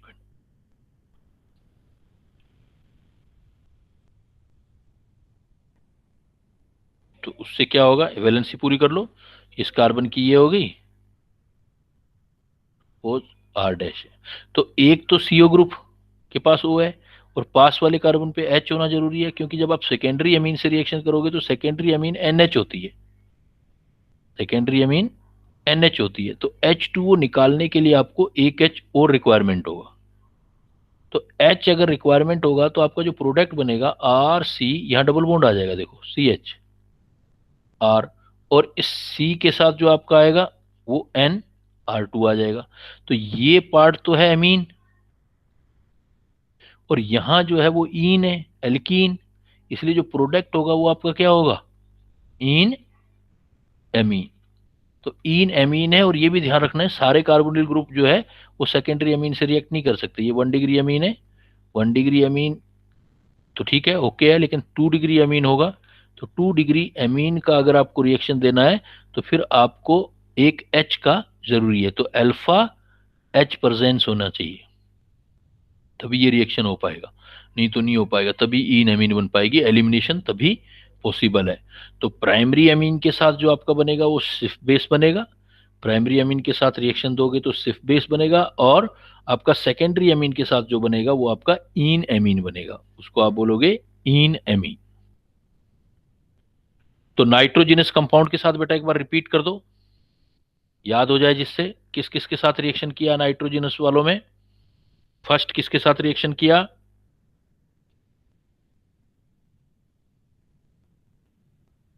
फर्स्ट रिएक्शन बेटा किसके साथ दिया था हमने नाइट्रोजिनस वालों में। सर फर्स्ट रिएक्शन हमने अमीन में करा था हाइड्रोक्सिल अमाइन के साथ, हाइड्रोक्सिल अमाइन के साथ। तो हाइड्रोक्सिल अमाइन के साथ जो प्रोडक्ट बनते थे उनका क्या नाम था, ऑक्साइम। ऑक्साइम। ऑक्साइम के साथ एक इंपॉर्टेंट फैक्ट अटैच है, अमाइड में कन्वर्ट कर सकते थे बैकमैन रीअरेंजमेंट के थ्रू, बैकमैन रीअरेंज के थ्रू अमाइड में कन्वर्ट कर सकते थे। इस रिएक्शन का एक बेस्ट एप्लीकेशन है, वो क्या है सर? एक सेकेंड सर, वो यस, हाँ बोलो बोलो। नाइलॉन 6 का हाँ, मोनोमर बनाना नायलॉन नायलॉन 6 का। 6 का मोनोमर बना के नायलॉन 6 में प्रिवेंट करना, क्योंकि काफी बड़ा कमर्शियल यूज है इसका, इसलिए काफी आपकी इंपोर्टेंट रिएक्शन है। इसमें मैंने कुछ वर्ड लेक्टम और लेक्टोन दिए थे, ये क्या होते हैं लेक्टम और लेक्टोन?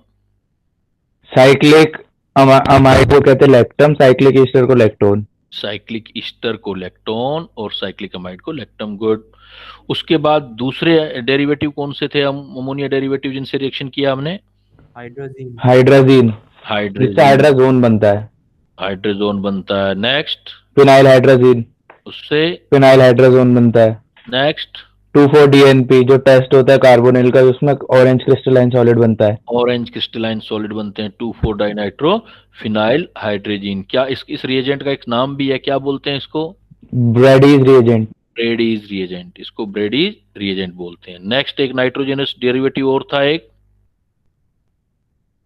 सेमी कार्बोजाइड, सेमी कार्बोजाइड का फार्मूला NH2 पे यूरिया, NH2 और साथ में NHCO, NH2 मतलब यूरिया। कौन सा NH2 यहाँ पर न्यूक्लियोफिलिसिटी का काम करता है, न्यूक्लियोफाइल? CO से के साथ वाला, CO से दूर वाला? CO से दूर वाला, NH2 वाला। CO से दूर NH2 वाला रिएक्ट करता है। प्राइमरी अमीन के साथ क्या बनेगा? बेस। सिर्फ बेस, याद रखना बेटा, प्राइमरी डायरेक्ट सिंपल सा क्वेश्चन आता है, सिर्फ बेस। प्राइमरी अमीन के साथ सिर्फ बेस। सेकेंडरी अमीन के साथ क्या रिएक्शन होता है? इनामीन। इनामीन। इन एमीन। तो सेकेंडरी एमीन क्या सारी एल्डिहाइड कीटोन दे सकते हैं रिएक्शन?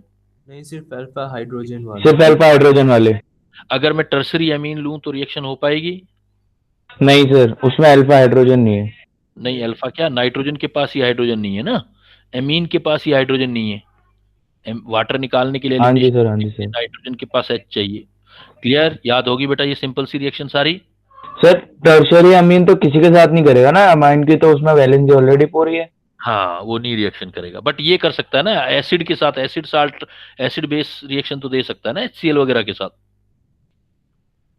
नाइट्रोजन पे लोन पेयर है, बेसिक कैरेक्टर तो है ना उसके पास। Yes sir. तो फिर इसमें फिर नाइट्रोजन में जो अटैच हाइड्रोजन उसका भी रोल है। हाँ, अगर आपको ये क्योंकि एलिमिनेशन करना पड़ेगा, तो एलिमिनेशन के लिए नाइट्रोजन के पास कुछ होगा तभी तो एलिमिनेट करेगा ना। इस रिएक्शन में न्यूक्लियोफिलिक एडिशन देना है हाँ। तो ये बेटा आपकी न्यूक्लियोफिलिक एडिशन वो अगर रिएक्शन। हाँ, टर्शरी होता है तो वो कार्बन के साथ बॉन्ड तोड़ के नहीं कर सकता। नहीं कर सकता क्योंकि बेसिक है, न्यूक्लियोफाइल नहीं है ना नाइट्रोजन बेस्ट टर्सरी वाला। हाँ। बेसिक कैरेक्टर है लेकिन न्यूक्लियोफाइल नहीं है। और कार्बोनिल एल्डिहाइड कीटोन कौन सी रिएक्शन देते हैं? ये आपके न्यूक्लियोफिलिक रिएक्शन एडिशन। देते हैं। हाँ। क्लियर? Yes sir. इसके बाद आता है आपके पास नेक्स्ट जो रिएक्शन आती हैं, वो आपके पास रिएक्शन आती हैं distinguish of aldehyde and ketone. मान लो आपने कार्बोनिल ग्रुप पहचान कर लिया, उसमें एल्डिहाइड कौन सा है, कीटोन का distinguish of aldehyde and ketone, या aliphatic aldehyde, aromatic aldehyde, aliphatic aldehyde and aromatic aldehyde. इस तरह की जो प्रॉब्लम्स आती हैं उसको किन रिएक्शन से हम डिस्टिंग्विश करते हैं? देखो, इसमें जो आती है कि कुछ स्पेशल टाइप की रिएक्शंस होती हैं एल्डिहाइड की, और ये जो है टेस्ट है एक तरह से। इसी क्वेश्चन को आप टेस्ट ऑफ एल्डिहाइड ग्रुप भी बोल सकते हो।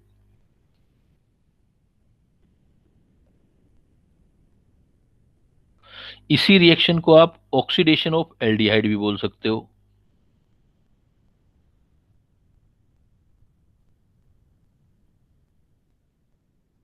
इनमें एल्डिहाइडों का ऑक्सीडेशन होता है या खुद का ऑक्सीडेशन होता है, तो इसका मतलब ये क्या हुए, रिड्यूसिंग नेचर। रिडक्शन।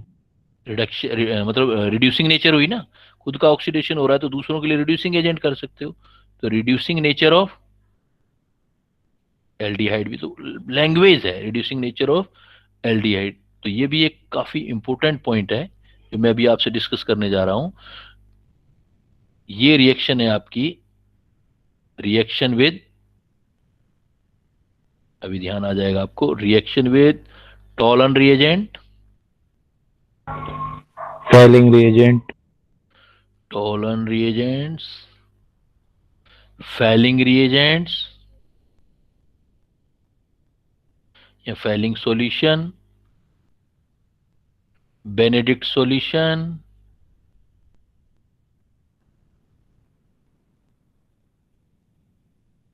और एक वर्ड यहाँ शिफ्ट रिएजेंट। अभी जो थोड़ी देर पहले किया था वो क्या किया था हमने? शिफ्ट बेस था। Shift base. वो शिफ्ट बेस था, शिफ्ट बेस था, अमोनिया से बनता, नाइट्रोजनस कंपाउंड से बनता था। ये शिफ्ट रिएजेंट है। तो reaction with Tollens reagent, Fehling solution, ये सब रिड्यूसिंग एजेंट है, ये सब ऑक्सीडाइजिंग एजेंट है। और एल्डिहाइड इनके लिए रिड्यूसिंग नेचर शो करता है। तो डिस्टिंग्विश ऑफ एल्डिहाइड कीटोन देखेंगे, इनकी रिएक्शंस देखते हैं अभी। एल्डिहाइड एलिफेटिक है या एरोमेटिक है वो भी देख सकते हैं। एल्डिहाइडों का टेस्ट कर सकते हैं, मतलब कीटोन नहीं दे रहे, एल्डिहाइड दे रहे हैं, तो टेस्ट ऑफ एल्डिहाइड कर सकते हैं। या ऑक्सीडेशन ऑफ एल्डिहाइड या reducing nature of aldehyde, different way में ये क्वेश्चंस आपसे पूछे जा सकते हैं।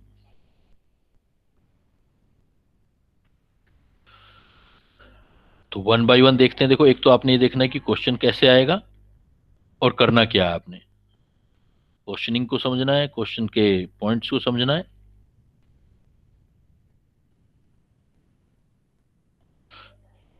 कर लिया बेटा?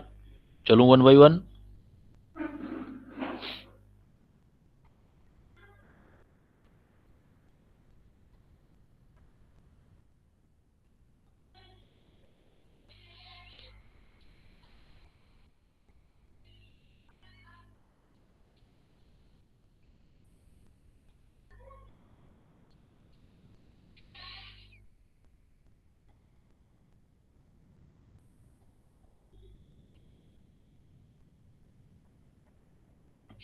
ये देखो, number one, suppose reaction of aldehyde with Tollern reagent.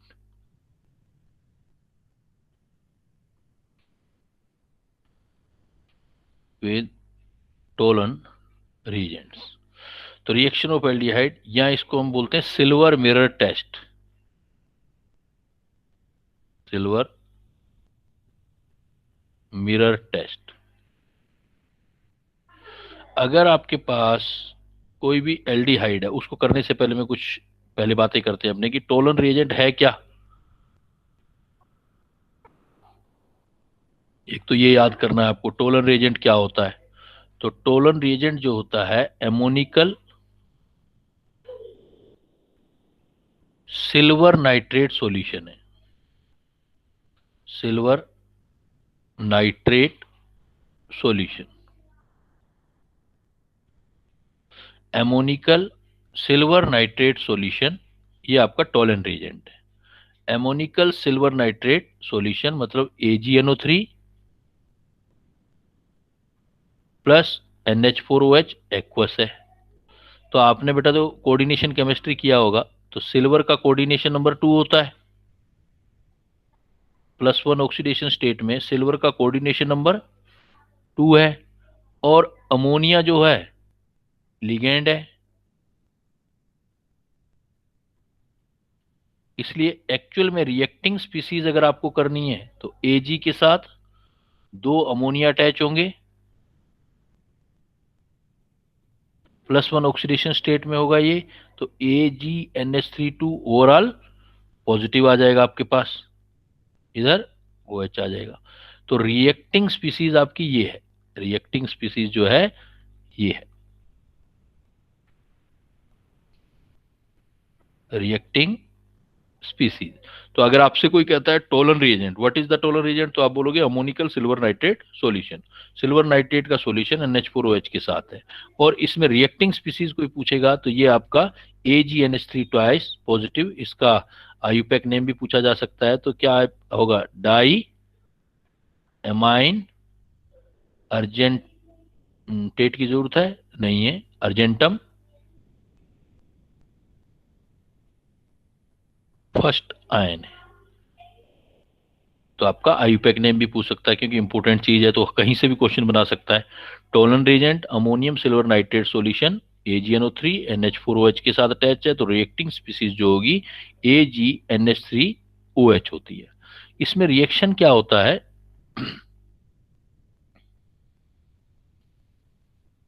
पहले टेस्ट देखते हैं। टेस्ट क्या होता है कि अगर आपके पास एल्डिहाइड है, सपोज मैंने आपको टेस्ट ट्यूब में एक सॉल्यूशन दिया एल्डिहाइड का। सपोज मेरे पास एल्डिहाइड है, ऑर्गेनिक कंपाउंड है,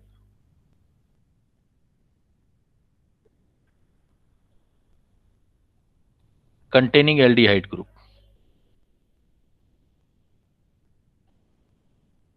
उसके पास CO ग्रुप है। तो मैं क्या करूंगा, यहां पर इसके अंदर टोलन रिएजेंट डाल दूंगा। टोलन रिएजेंट को मैं TR लिख देता हूं। जैसे ही मैं टोलन रिएजेंट डालूंगा, यहां पर मुझे चमकती हुई शाइनिंग देती हुई सिल्वर मिलेगी। यहां मुझे सिल्वर मिरर मिलेगा। सिल्वर मिरर क्यों बोलते हैं, क्योंकि शाइनिंग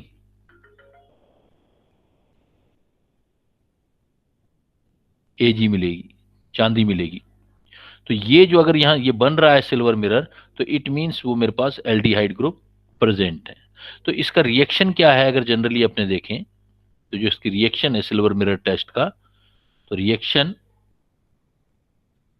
एक्चुअल में सिंपल वे में अगर आप रिएक्शन देखो, तो रिएक्शन क्या है कि अगर आपके पास एल्डिहाइड ग्रुप हुआ तो RCHO ग्रुप होगा, और इधर मेरे पास AG टोलन रिएजेंट है, तो AgNH3 ट्वाइस, सपोज जो भी है OH होगा, ये टोलन रिएजेंट है, दोनों की रिएक्शन होगी और इस रिएक्शन में एल्डिहाइड एसिड में कन्वर्ट हो जाएगा RCH, और ये जो सिल्वर है ये Ag की फॉर्म में रिड्यूस हो जाएगा और नीचे बैठ जाएगा। अमोनिया वगैरह जो है, बाकी वाटर वगैरह जो बनाना है वो आप बाहर बना लोगे। तो एल्डिहाइड हुआ क्या, तो एल्डिहाइड एसिड में कन्वर्ट हो गया, तो आप देखोगे इस रिएक्शन में क्या बना आपका, तो RCHO RCOH में कन्वर्ट हुआ है, तो ये तो ऑक्सीडेशन हो गया, और Ag+1 ऑक्सीडेशन स्टेट से 0 ऑक्सीडेशन स्टेट में कन्वर्ट हुआ है, तो ये रिडक्शन हो गया, रिडक्शन एक तरह से रिडॉक्स रिएक्शन हो गया ये तो, जिसमें ऑक्सीडेशन जिसका हो रहा है वो रिड्यूसिंग एजेंट का काम कर रहा है। RA का मतलब मैं क्या लिख रहा हूं, रिड्यूसिंग एजेंट, इसलिए ऊपर वाली सारी टाइप की मैंने हेडिंग लिखी थी आपकी कि कुछ भी पूछ सकता है वो रिड्यूसिंग एजेंट। और Ag जो है, जो आपने टोलन रिएजेंट डाला है यहाँ पर, टोलन रिएजेंट जो है रिडक्शन कर रहा है, तो इसका मतलब ऑक्सीडाइजिंग एजेंट है।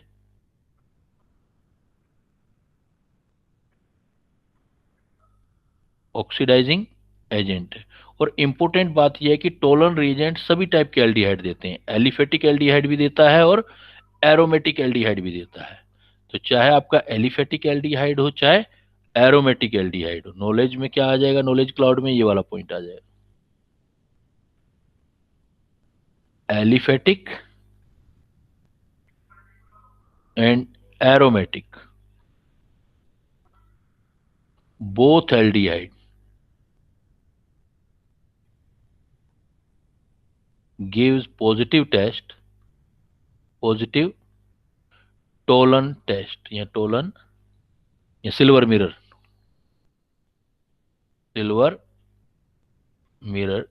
टेस्ट। तो ये आपका टोलन रिएजेंट होता है जो एल्डिहाइडों के साथ रिएक्शन शो करता है।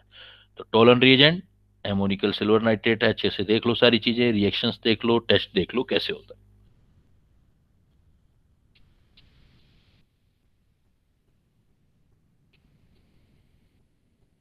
जी सर।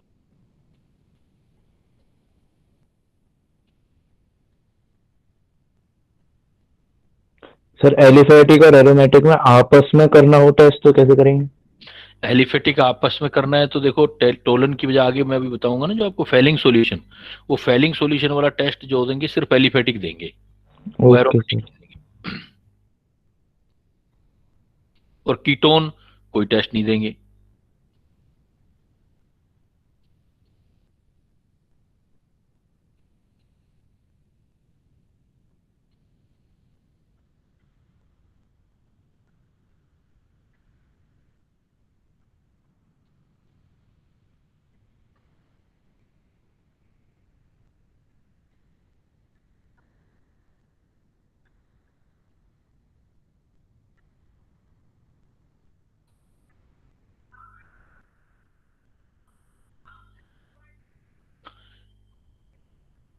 लिख लिया बेटा ये?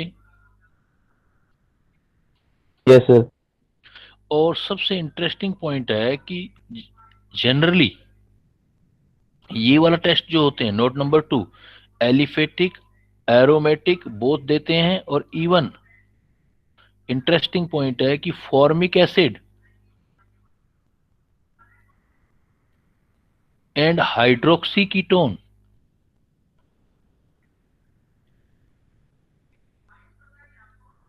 also give silver mirror test. ये जो सिल्वर मिरर टेस्ट है आपका, ये फॉर्मिक एसिड भी देता है। अब देखो एसिड तो नहीं देने चाहिए, लेकिन फॉर्मिक एसिड क्यों दे रहा है, तो फॉर्मिक एसिड का स्ट्रक्चर देखो आप, HC double bond O OH, तो इसके अंदर ये वाला ग्रुप भी प्रेजेंट होता है, CHO ग्रुप। इस रीजन से फॉर्मिक एसिड देता है। कीटोन नहीं देते, अदर एसिड नहीं देंगे, और कीटोन देखो नहीं देते हैं, लेकिन वो क्या कह रहा है, कौन से वाला कीटोन दे रहा है, हाइड्रोक्सी कीटोन। तो आपने हेलोफॉर्म रिएक्शन पढ़ा होगा, मैंने उस टाइम आपको मैकेनिज्म बताया था। तो अगर अल्फा हाइड्रोक्सी, इसको बोलते हैं अल्फा हाइड्रोक्सी कीटोन, इसके CH पर OH ग्रुप होता है CO के ऊपर, तो ये क्या है, अल्फा हाइड्रोक्सी कीटोन है। तो अल्फा हाइड्रोक्सी कीटोन, कीटोन तो नहीं देते, लेकिन अल्फा हाइड्रोक्सी कीटोन ये टेस्ट दे देते हैं। क्यों दे देते हैं, देखो ये देखो, अगर ऑक्सीडाइज करना है तो ये भी तो हो जाएगा ऑक्सीडाइज। अल्कोहल किस में कन्वर्ट हो जाता है इजिली, आपका ओ CHOH के अंदर कन्वर्ट हो जाएगा। तो आपका CHO के अंदर अगर कन्वर्ट हो जाता है तो अल्फा हाइड्रोक्सी कीटोन जो है वो भी आपका ये रिएक्शन दे सकते हैं, बट कौन नहीं देगा, साइड में लिख लो, carboxylic acid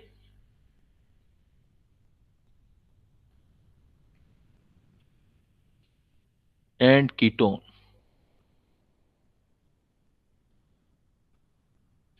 do not give mirror test या silver mirror test. Carboxylic acid में सिर्फ कौन सा एसिड है, ये जनरल कह रहे हैं ना, एक्सेप्शन उधर आ जाएगा। तो जनरली आपका जो कार्बोक्सिलिक एसिड है या जो कीटोन है ये टेस्ट नहीं देते, लेकिन कौन कौन देता है, फॉर्मिक एसिड और alpha hydroxy ketone. Alpha hydroxy ketone ये वाला टेस्ट देते हैं।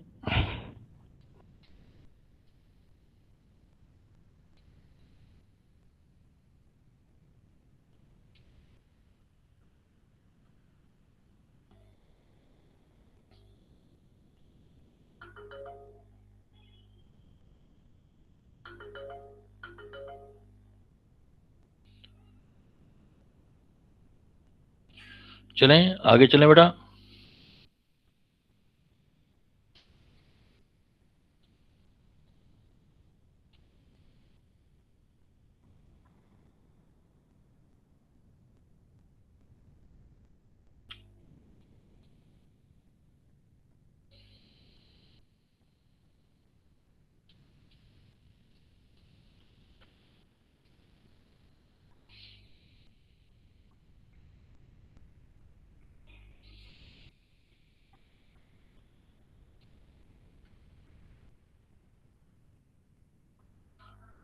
हो गया।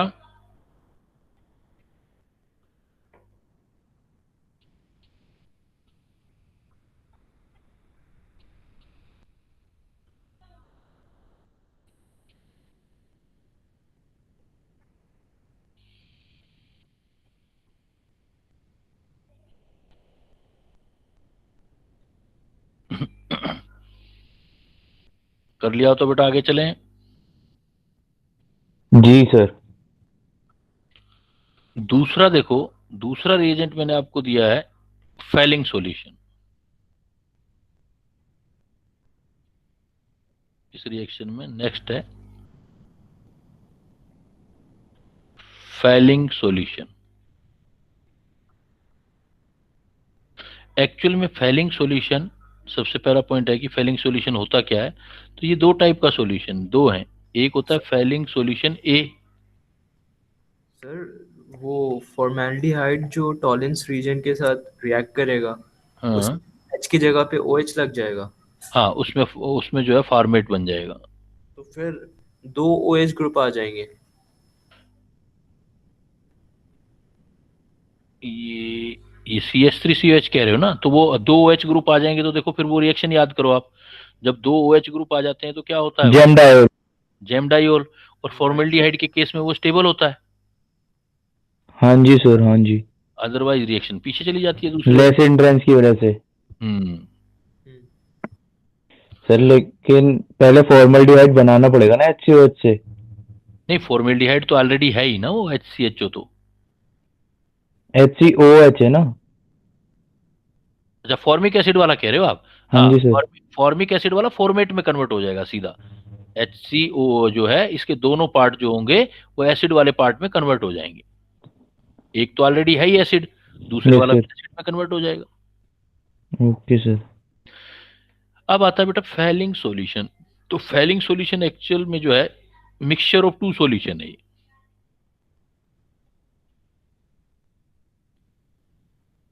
मिक्सचर ऑफ टू सॉल्यूशन है। और इसमें एक फैलिंग सॉल्यूशन ए है। फैलिंग सॉल्यूशन ए जो होता है वो एक्वस कॉपर सल्फेट सॉल्यूशन है, एक्वस कॉपर सल्फेट सॉल्यूशन है। और फैलिंग सॉल्यूशन बी जो होता है वो सोडियम एक साल्ट होता है, sodium potassium tartrate,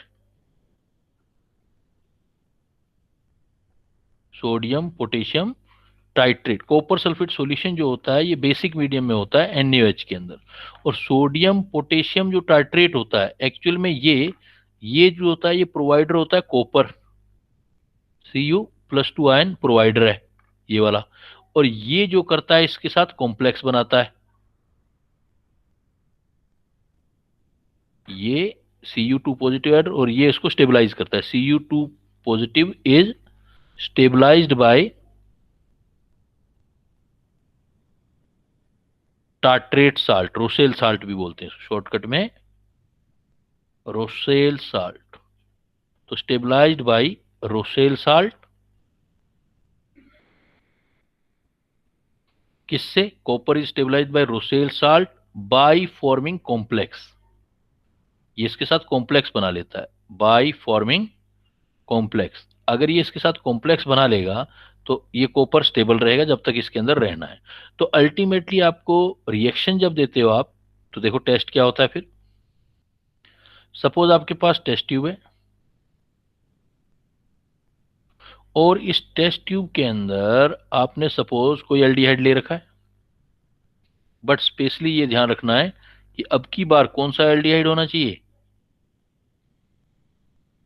aliphatic aldehyde होना चाहिए, नॉट एरोमेटिक। एरोमेटिक ये टेस्ट नहीं देते। अगर आपके पास एलिफेटिक एल्डिहाइड है और आपने इसमें फैलिंग सॉल्यूशन डाल दिया, कॉपर सल्फेट का जो सॉल्यूशन होता है वो किस कलर का होता है? ब्लू। ब्लू, ब्लू कलर का होता है। तो आप जैसे ही इसमें कॉपर सल्फेट सॉल्यूशन डालोगे या FS डालोगे, फैलिंग सॉल्यूशन डालोगे, फैलिंग सॉल्यूशन डालते ही यहां पर आपको रेड पीपीटी मिल जाएगा। अगर आपको रेड पीपीटी मिल रहा है तो इसका मतलब आपका ये एलिफेटिक एल्डिहाइड प्रेजेंट है, ये आपका एलिफेटिक एल्डिहाइड प्रेजेंट है। इतना बनाओ, फिर रिएक्शन बताता हूं क्या हुई है। तो सबसे पहले क्या याद करना है आपको, फैलिंग सॉल्यूशन, दो सॉल्यूशन है, कॉपर सल्फेट और एमोनिकल, मतलब एल्केलाइन कॉपर सल्फेट, और sodium potassium tartrate Rosell salt. Copper sulphate Cu+2 ion provide करता है, बट सोडियम पोटेशियम टार्ट्रेट। तो ओवरऑल क्या कर सकते हो आप, इसमें कह सकते हो कि जब भी आपके पास फैलिंग सॉल्यूशन है तो फैलिंग जो आपका सॉल्यूशन है वो फैलिंग सॉल्यूशन आपको जो रिएक्टिव स्पीसीज देगा वो क्यूप्रस ऑक्साइड दे देगा, CuO दे देगा, रिएक्टिव स्पीसीज। मतलब रिएक्टिव स्पीसीज का मतलब है Cu+2 आयन के अंदर है इसमें।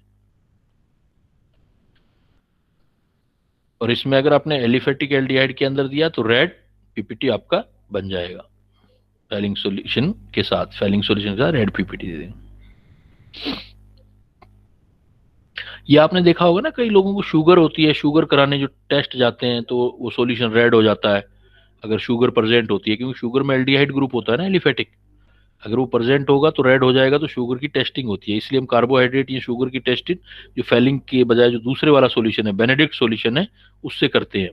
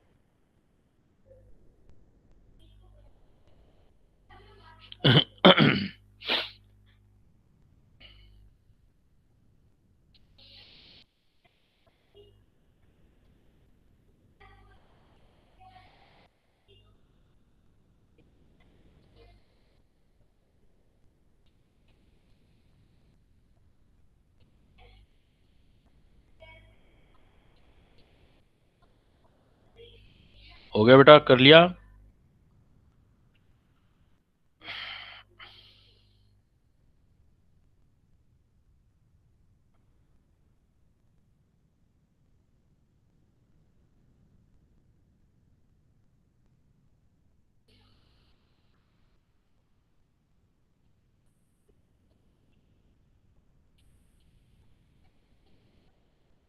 चलें आगे, हो गया हो तो चलें।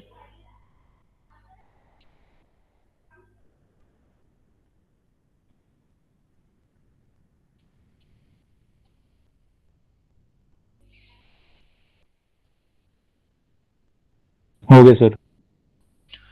इसमें रिएक्शन जो होगी, जनरली क्या रिएक्शन दोगे, वही आपके रिडॉक्स रिएक्शन देना है आपको। तो आपको तो ये आइडिया है कि भाई इसके अंदर सिर्फ एलिफेटिक एल्डिहाइड लेना है, तो RCHO लेना है। RCHO में अगर आप कॉपर ऑक्साइड की प्रेजेंस में लोगे, कॉपर ऑक्साइड +2 के अंदर, तो इसमें जो रिएक्शन हो जाती है ये एसिड में कन्वर्ट हो जाता है, RCOH। और ये जो होता है 2 मोल ऐसे ले लो तो ये क्यूप्रस ऑक्साइड में कन्वर्ट हो जाता है, Cu2। तो अगर इसमें देखोगे तो यहाँ कॉपर +2 ऑक्सीडेशन स्टेट में, यहाँ कॉपर देखो +1 +1। और ये जो होता है ये क्यूप्रिक ऑक्साइड होता है, क्यूप्रिक ऑक्साइड, ये रेड होता है। क्यूप्रिक ऑक्साइड जो होता है ये रेड कलर का है। तो कॉपर जो हुआ, कॉपर एक्चुअली में फेलिंग सॉल्यूशन की रिएक्टिव स्पीसीज ही तो है। कॉपर जो हुआ ये CuO जो है रिएक्टिंग स्पीसीज ऑफ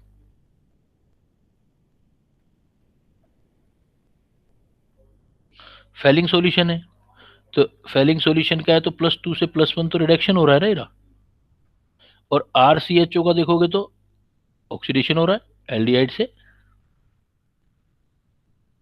तो एक तरह से रिडॉक्स रिएक्शन है। तो ऑक्सीडाइजिंग है तो ये रिड्यूसिंग एजेंट का काम कर रहा है RA, और ये ऑक्सीडाइजिंग एजेंट का काम कर रहा है। तो आप जो है फेलिंग सॉल्यूशन यूज कर सकते हैं। बट फेलिंग सॉल्यूशन वही है कि सिर्फ आपके जो एल्डिहाइड और अल्फा हाइड्रोक्सी कीटोन ये रिएक्शन आपका देते हैं। तो एल्डिहाइड देते हैं लेकिन एलिफेटिक एल्डिहाइड देते हैं, तो एरोमेटिक एल्डिहाइड ये रिएक्शन नहीं देते।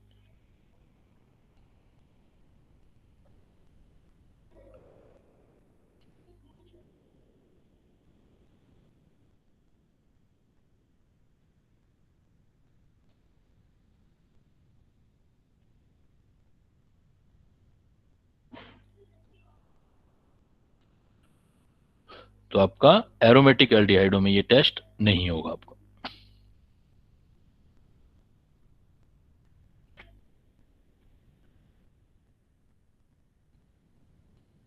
सेम सिमिलर जो होता है आपका बेनेडिक्ट सॉल्यूशन होता है। बेनेडिक्ट सॉल्यूशन भी जो होता है सेम यही है, बस एक केमिकल का फर्क है। जहां आपने ऊपर जो है सोडियम पोटेशियम टार्ट्रेट लिया था, अगर वहां पर सिट्रेट कर दोगे, सिट्रिक एसिड वाला साल्ट ले लोगे, तो वो बेनेडिक्ट सॉल्यूशन होता है। सिमिलर रिएक्शंस होती हैं, बाकी सारी रिएक्शंस जो है आपकी इसके अंदर सिमिलर है।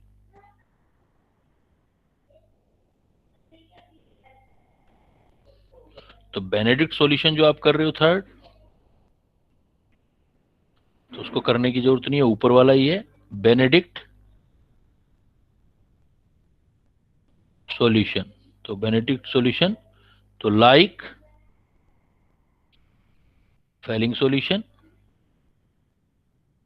रिएक्शन भी वही, सब कुछ वही, like Fehling solution, only citrate is present at place of, पहला था टार्ट्रेट। और आप जो कार्बोहाइड्रेट वगैरह टेस्ट में यूज करते हो वो ये बेनेडिक्ट सॉल्यूशन ही यूज करते हो। कार्बोहाइड्रेट वगैरह में के लिए हम बेनेडिक्ट सॉल्यूशन करते हैं, तो इसको स्पेशली हम यूज जो करते हैं वहां पर it is specially used for test of carbohydrate, जैसे शुगर वगैरह, कार्बोहाइड्रेट है शुगर। बाकी ये इसकी वर्किंग भी, रिएक्शन भी जो है like failing solution reaction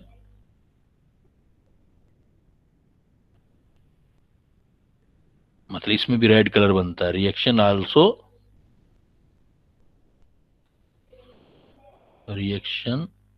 reactions also similar with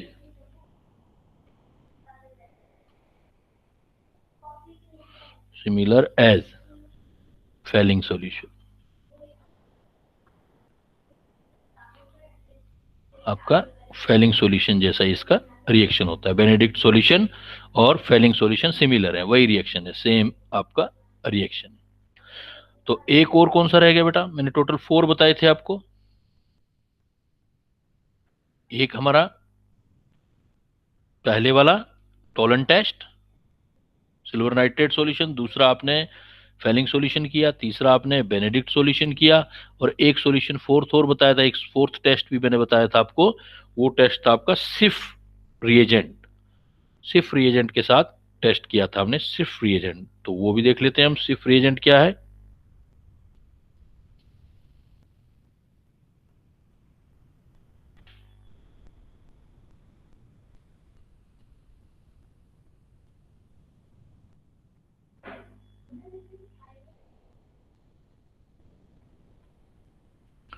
कर लिया बेटा, चलो आगे।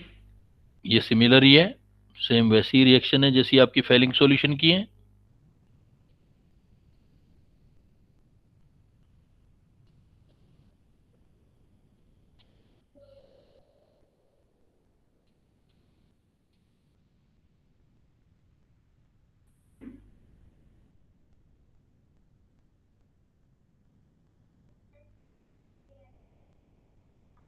हो गया सर।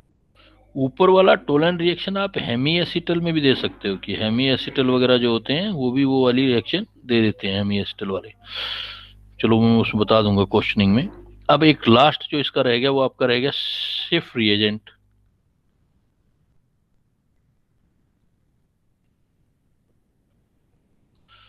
सिर्फ रिएजेंट क्या होता है कि रोजेनलिन एक केमिकल है,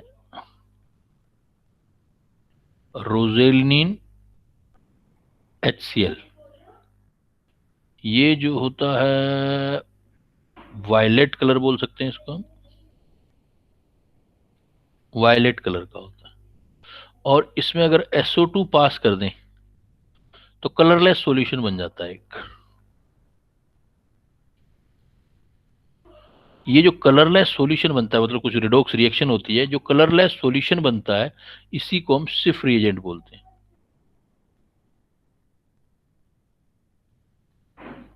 अब अगर सिर्फ रिएजेंट की को हम पास कर दें एल्डिहाइड के साथ, लेकिन इसमें एल्डिहाइड होना चाहिए aliphatic, specially aliphatic aldehyde with high concentration, तभी टेस्ट आता है।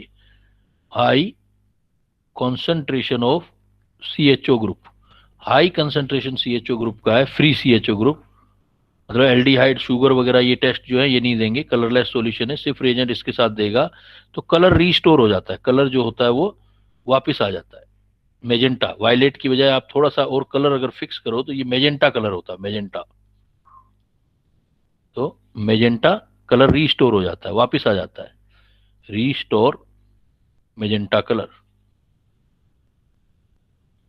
तो मेजेंटा कलर जब आपका रीस्टोर होता है देन इसको हम, ये जो सिर्फ रिएजेंट है, आपको पहले तो पॉइंट ये होना चाहिए कि व्हाट इज द सिर्फ रिएजेंट। सिर्फ रिएजेंट इज द रोजेनलिन हाइड्रोक्लोराइड, जो मेजेंटा कलर सॉल्यूशन है with SO2 gas, note SO3, SO2 gas के साथ हम इसको पास करते हैं तो देन ये सॉल्यूशन बनता है कलरलेस सॉल्यूशन, इसको हम सिर्फ रिएजेंट बोलते हैं। सिर्फ रिएजेंट को aliphatic aldehyde with high concentration of free CHO group में डालते हैं तो ये मेजेंटा कलर वापस आ जाता है। स्पेशल पॉइंट ये है कि एलडी जो आपकी कार्बोहाइड्रेट्स हैं जैसे ग्लूकोज वगैरह हैं, ग्लूकोज और अदर कार्बोहाइड्रेट,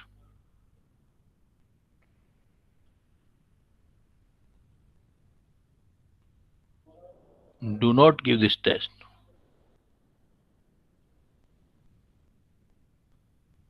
ये बड़ा स्पेसिफिक होता है, तो इसलिए जनरली जो होता है हाई कंसंट्रेशन CHO ग्रुप की होती है, तभी हम इस टेस्ट का यूज कर सकते हैं। तो ये इसको बोलते हैं सिर्फ रिएजेंट।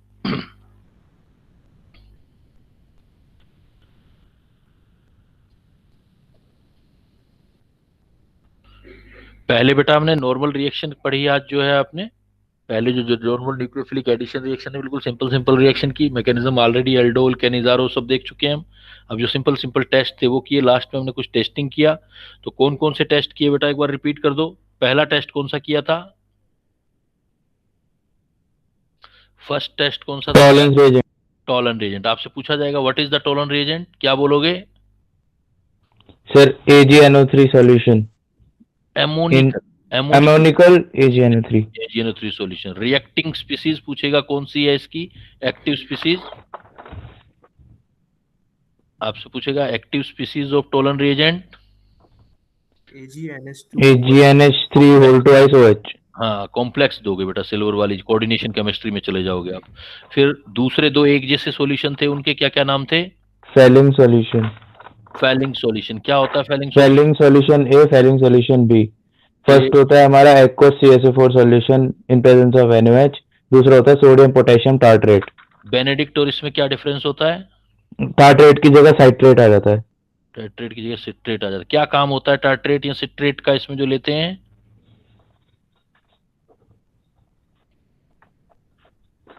बताया था ना बेटा, कॉपर आयन Cu+2 आयन का कॉम्प्लेक्स Cu+2 आयन को स्टेबलाइज करता है बाय फॉर्मिंग कॉम्प्लेक्स।